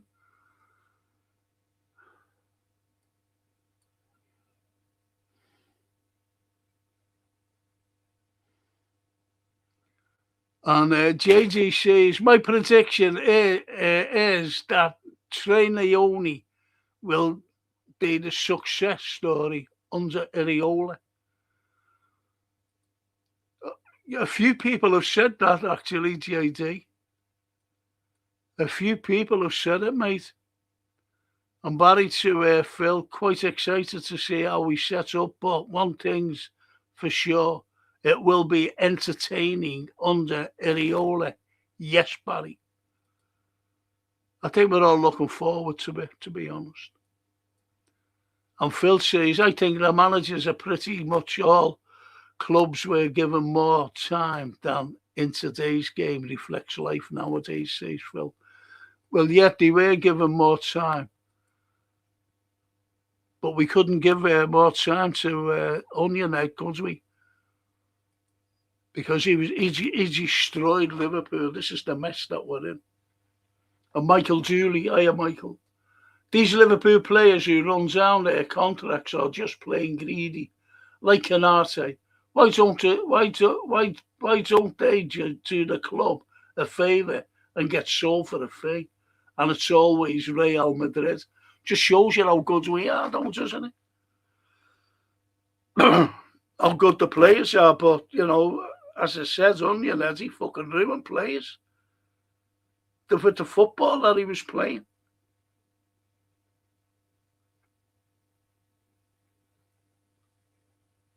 I'd love to be a fly on the wall in some places, though.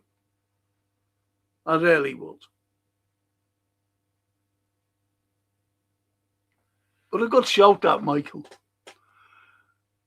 But you can't blame them. You've got to blame Hughes. You can't just say they're running down the contract.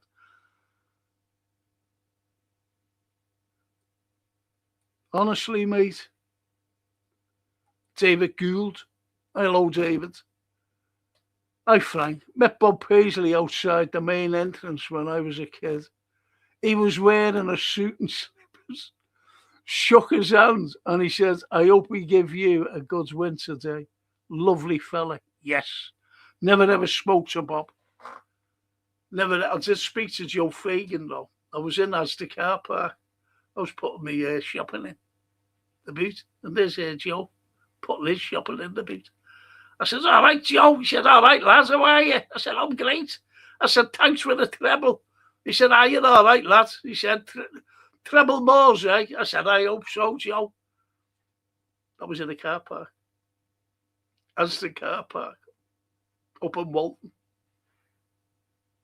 Me, Joe Fig. And the one I was with at the time said, what are you showing over at him? I said, he's Joe Fagan. Fagan. Treble winner. Just give me a stupid look, you know. See you, Joe. Got told you embarrassed me there. Well, that's why I'm on my own now. On shooters. Can't believe it, can you?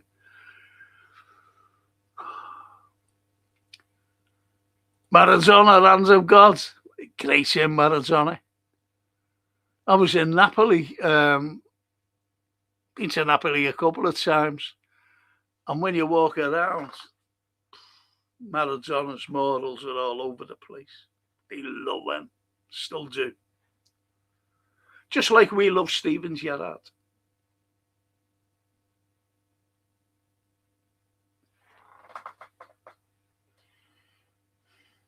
They love Maradona. And Lockstock says, head like a biscuit. Who's got a head? Me? I got a head like a biscuit, sin. I know you mean. You mean in Matip, aren't you? Head like a biscuit. Head like a biscuit, sin. And Phil says, the Dutch cheese letter to the fans was the first part of his application for his next job. That was image projection. Yeah, I'll go along with that, Phil, after what you were saying today, mate. He's a phony. A fucking phony, him. Never liked him. And the Lockstock says to Phil, he's got a Premier League winner on his CV. Yes. Yeah. And he never won it, if you know what I mean. Lockstock, he didn't win that, lad. You know who won that? The team of Klopp. And Mo Salah with his records, assists and his golden boot. That won us the league.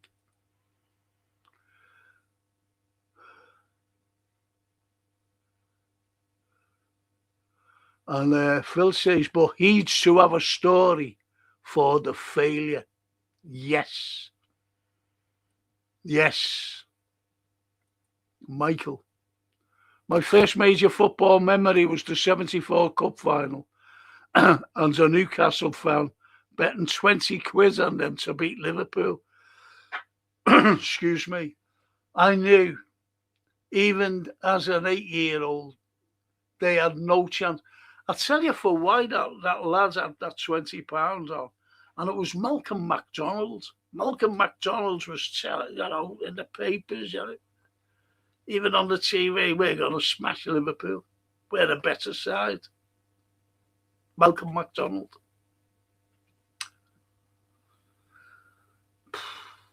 And after that, who's it to be by? Terry Mack, Scouser, and Barney Rubble, Alan Kennedy. My little mate, Alan Kennedy.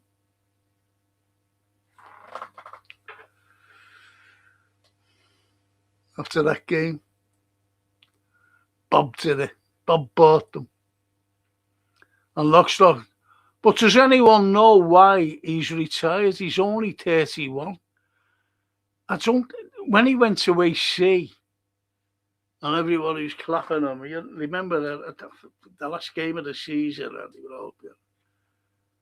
and he just never quite made it. At AC, I don't think he made it anywhere else.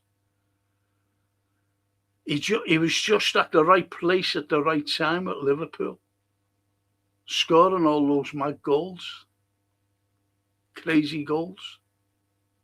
He was just in the right place at the right time at Liverpool, and he just never made it anywhere else. It's like Casino. I loved that Phil Casino. I thought he was unbelievable. That's some of the goals he scored for us. Fucking hell, it was unbelievable. And when he went to Barca, the grass wasn't greener, as they say.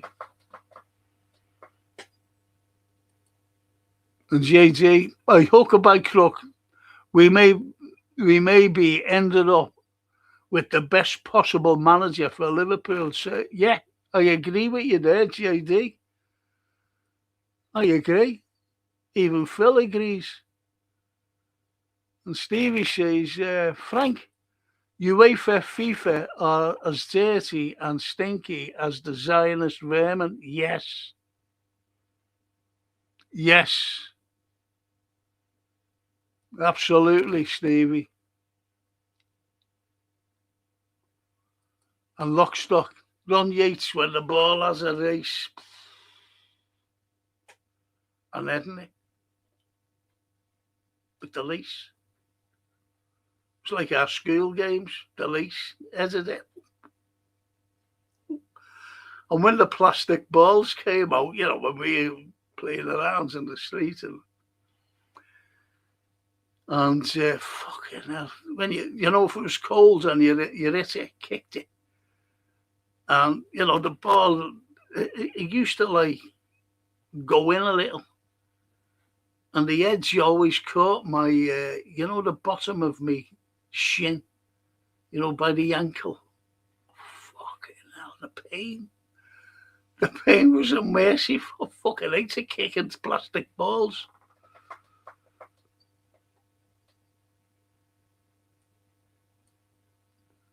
Just shows you, doesn't it?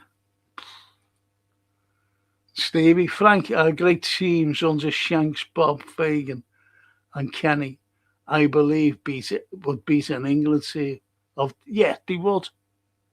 I remember Ron Greenwood, when he became manager, we just won I don't know what European Cup it was. I don't know whether it was the 77 or the 78. And he picked all the English players for the England team. Every English player. I think he picked 7 of them. So you're right there, mate. And Phil says, Frank, talking about the size of players we seem to build and assemble that could have stood in for Ken Dodd's Titty Man. Ken Dodd's Titty Man. Yeah, you're right, though.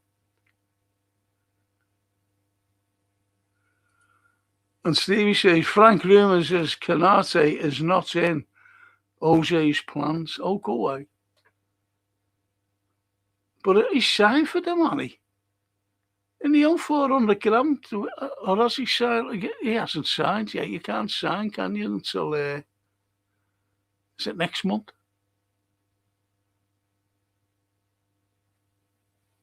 Anyway, Mr. B, every winning great team Liverpool won with as outstanding Scottish players. Yes. Yeah. And people used to talk about Billy Liddell. And they even named the city after him, Liverpool. That's how great he was, Billy Liddell. And he was the only player to be picked for the World's 11 twice. The World's 11 only played 2 games and he was picked twice. Billy Liddell. And we were in the 2nd division. That's how good Billy was.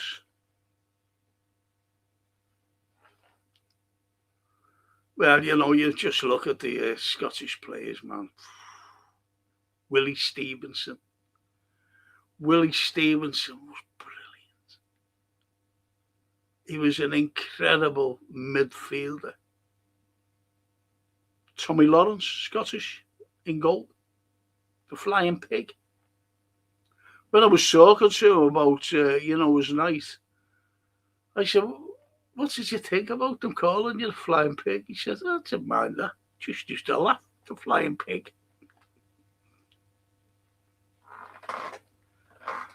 Souness, Jockey Hansen, come on. Unbelievable. They're great players. And look, Kenny.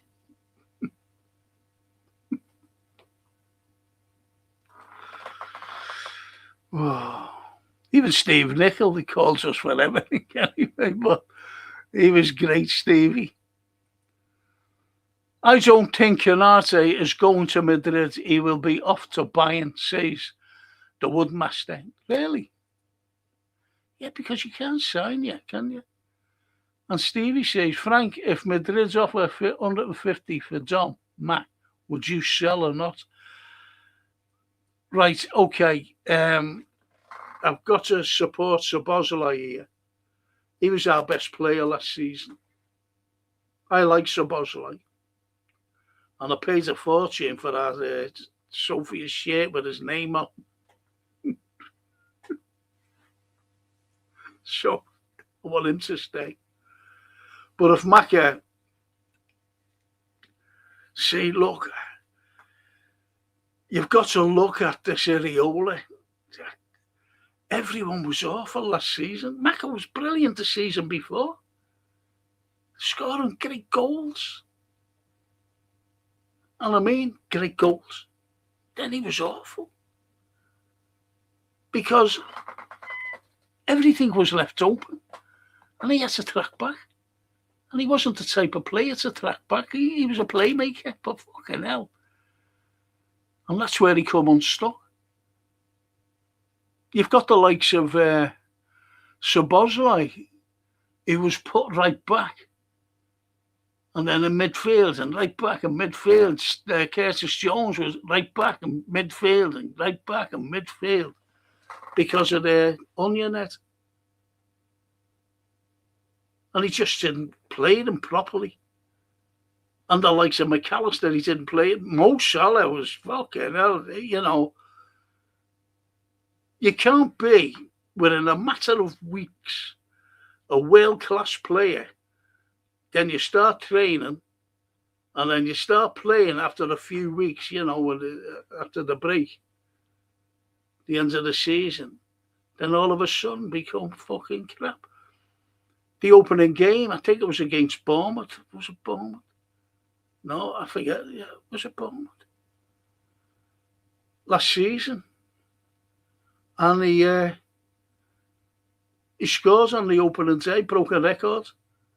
As the only player to score on the opening days in his tenure at Liverpool for 9 years. The only player ever to do it. No one will ever break that record, scoring on every opening day game Point is, he broke that record, and look how he got that goal.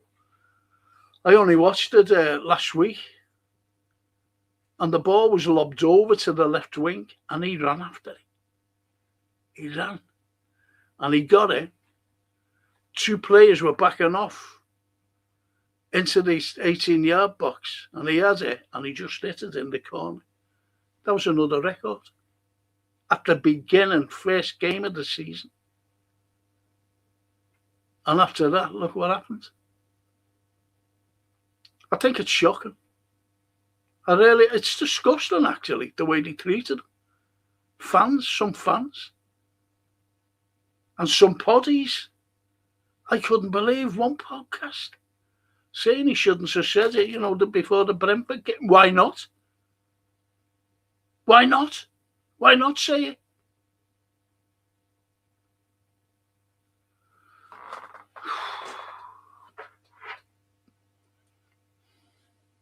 And Phil says sausages.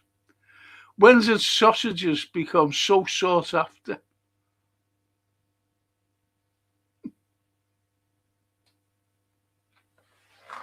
I knew a fellow once who used to say sausages. Couldn't say sausages properly. He said sausages.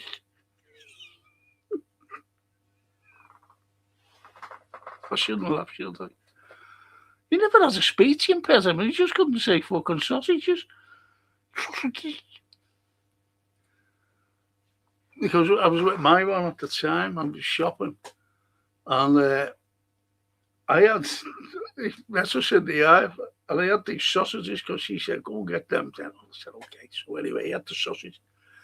And he was talking, and he looked, and he said, looks at me, the sausages. He went, he said, I like sausages. We just looked at each other. I said, what? He said, I like sausages. I had to guess what he was saying. And I went, oh, them, you mean? He said, yeah, like them. Sausages. Can't make these things up. And Christopher says, Origi would have been a world beater if he hadn't been for that Everton prick basically assaulting him in the derby. It was the worst tackle I've ever seen. He was never quite the same player after that.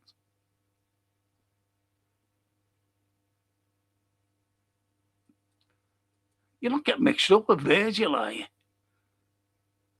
I don't know. Don't remember that. Allowing Trent Canate to leave for nothing is shocking by the club staff. Thank you, Stevie, because it's them to blame. It's not the players, it's them. And Steve Mulholland, hey Frank, you need to change your intro video because it still has the Dutch cheese. I know, because I wasn't doing anymore, so I will get hold of fucking. I'll ask him to airbrush him out. But mind you, Mo's gone, unless he does go and come back, I don't know. So I'll have to leave the Dutch cheese fella out. Onion it. Tell Jason. Thanks for reminding me, Steve. But as I said, I wasn't going to do anymore, because of the close season. And then I was watching these podcasters. Fuckers. Let's talk some truth. Like you people. And Carl said, good evening, our Frankie. I hope you're sound. I am, thank you. And good luck with your operation. Yeah, August. Thank you, Carl. Hey, Frank, what did you think of Emily Hughes? Where would you rank him? Brilliant. Emily Hughes. Emily Hughes was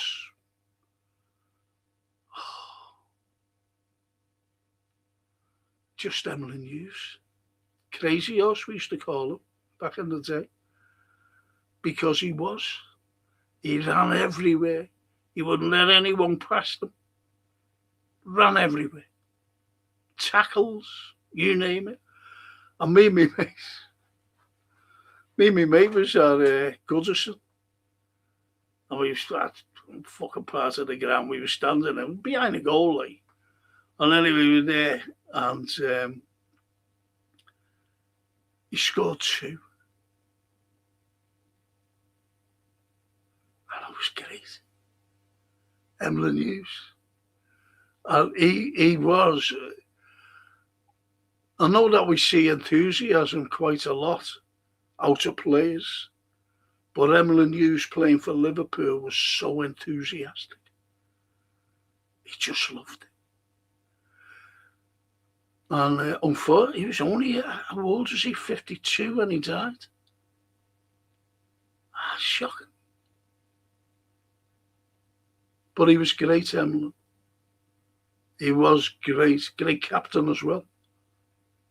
He was a great captain. It's in the European Cup for us.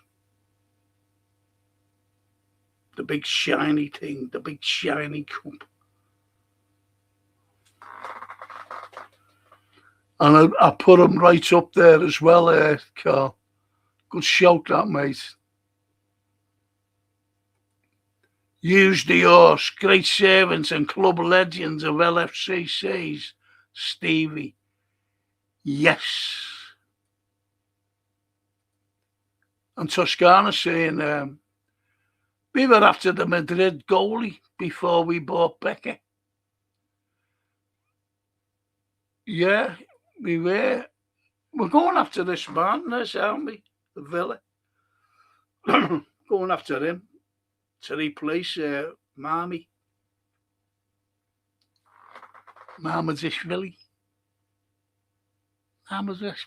Billy Manilli. And the one master says, I've got a picture on my wall when Paisley was assistant manager giving Crazy Horse a piggyback off the pitch. Big gash on his knee. Yet there's a big, there's a statue of that. I was there.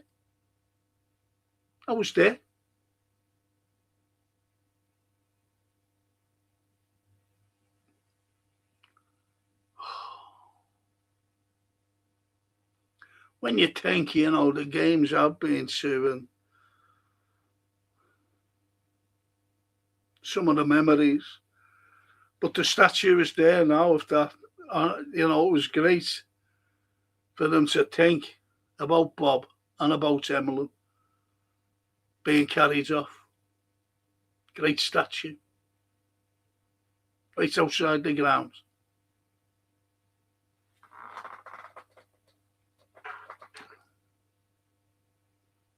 And Shankly. Statues and Shanks. Michael says, Slot did put a lot of our squad and young players in the cold. He was a terrible manager. Of course he was, Michael. The worst I've ever seen. The worst. Just the worst.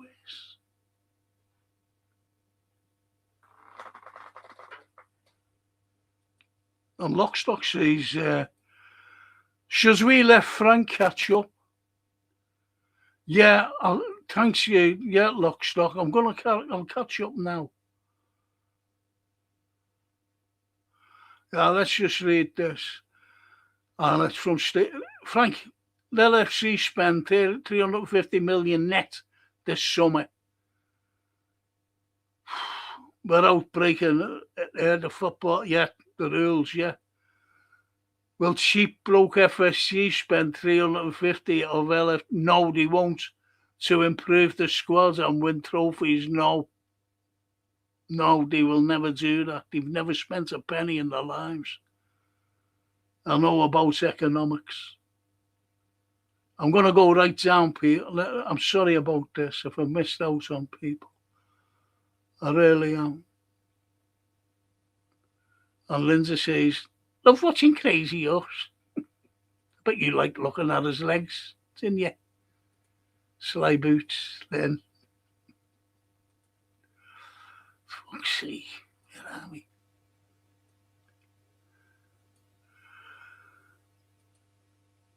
And Dermot, hello Dermot, crazy horse, he'd run through a brick wall, scored a few crackers in his day. Yes, Dermot. As I mentioned, 2 against Everton. That's when you could go the game without, all this horrible bitterness. And me and my mate were jumping up and down. I forget what ends we were in, because I don't know their fucking ends. Just getting looked at like that, by all the blue noses. Maybe he's dead now, my mate. Didn't even know he died. Fuck. Didn't even know. Just reminded me then.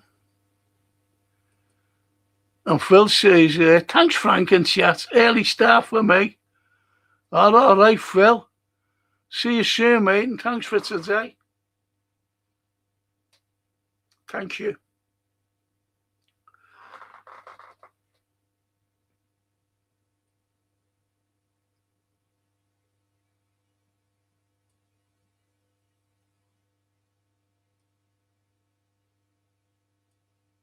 The Woodmaster. It's not a coincidence that Canate is leaving on a free for the sake of a 10 or 20 grand bonus. It's not the players that offer a contract. They just sign a contract. Yes. Excuse me. I got an itch there. I always get an itchy nose in here for some reason. And Housen. Hello, Housen. Give us an house. Can you get me a transfer? Give us medicine of getting money and not spending. Well, yes, but then again, that's more political, isn't it? Because I'm worried about my lovely granddaughter, Sophia, as she grows up, because there'll be nothing of the NHS. Because America has always been envious, and they sell pharmaceuticals to us, but they have to sell them at a certain price, and they don't like that. So they want the NHS to crumble so that they can get more money for the pharmaceuticals that they re-import, and everyone has to get insured, just like the Americans has to get insured. That's what it's all about. And Francine, she says, if they hold out, then they should get sold or benched. You're right there, Francine. You're right. You're so right. You're so right.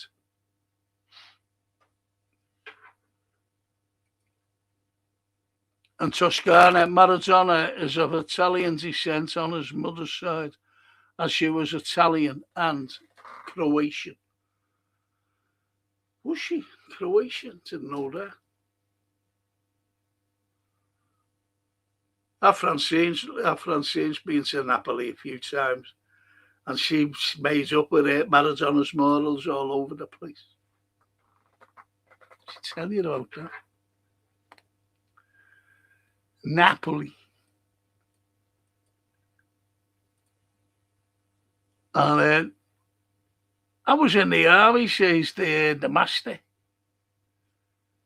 And my mate has a tight perm, and during night exercises, my sergeant said, get down with that air, you are a sniper's dream. Did he have a bunch dead?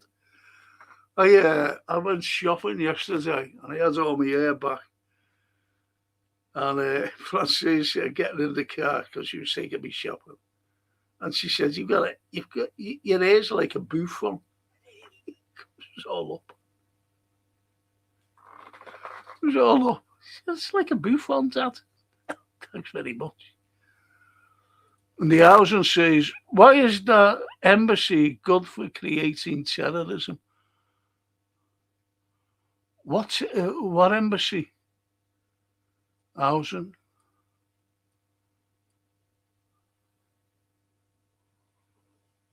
I don't know. And Davy, yeah, is our Newcastle mate. Right, Frank. Today is the anniversary of the Geordie national anthem, the Bladen Races. Oh, right. 1862 on a summer's afternoon. I'm raising a glass to the composer, Geordie Ridley. Go away. Go away. 1862, good God. Well, I know Newcastle ain't going then, if you know what I mean, the team. And he's on the Bladen Races.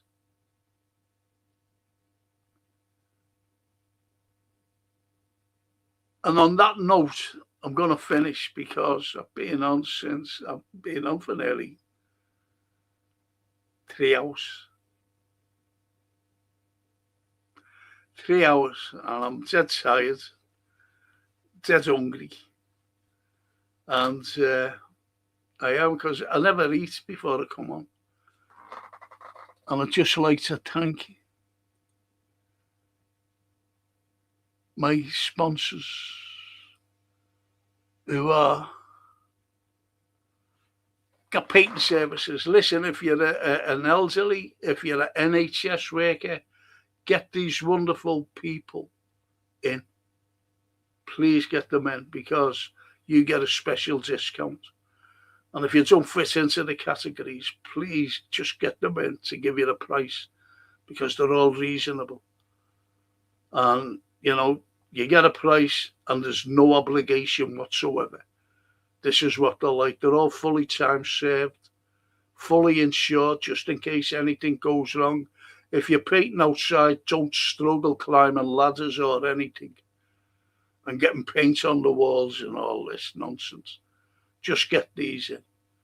And as I said, if you're an NHS worker and or elderly, you know, if you live on your own being elderly, get them in. Or even a couple, get them in, you get a special discount. That's Gap Painting Services, the sponsors of every single Frank Carlyle podcast.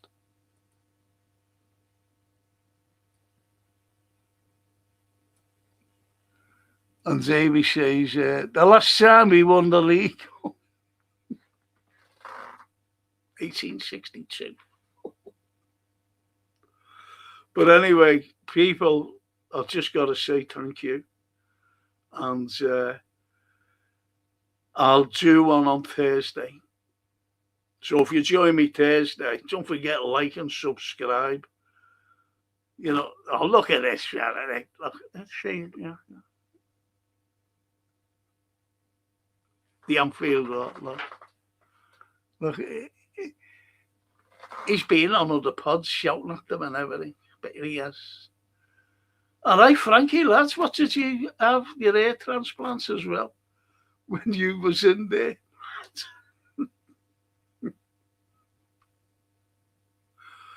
Now, I'm having an operation in August, Anfield. I'm having very dangerous up as well, might I add. But it's the way it is. Thanks for joining us, Anfield.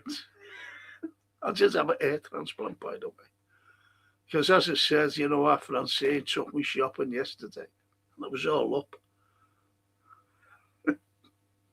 She said, Dad, you've got a bouffon. What's a bouffon?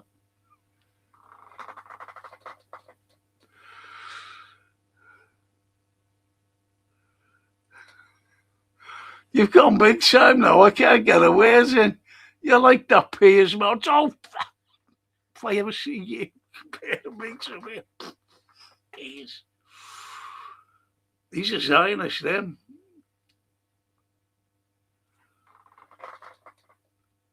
I spoke to your Francine tonight, mate. Ah, thanks.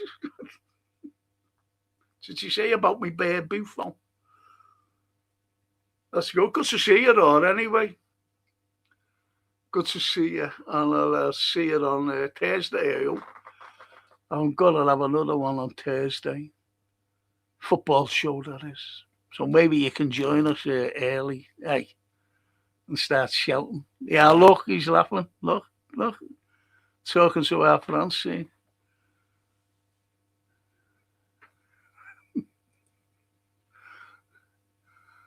I'll be on Thursday at last. All right, Anfield. So on that wonderful note, people, I think our Francine's coming down tomorrow to see me. I think she is. And I'll see you all on Thursday, I hope. I'm having nothing tomorrow. And Uma, good night, Frank. See you next time. Yes, Uma. Thank you. See you on Thursday, eh? Thank you so much, people. Thanks for keeping me company. Up the Reds, up the Mighties, eh? You'll never walk alone, every single one of you. Including our lads and girls. See you. Ciao.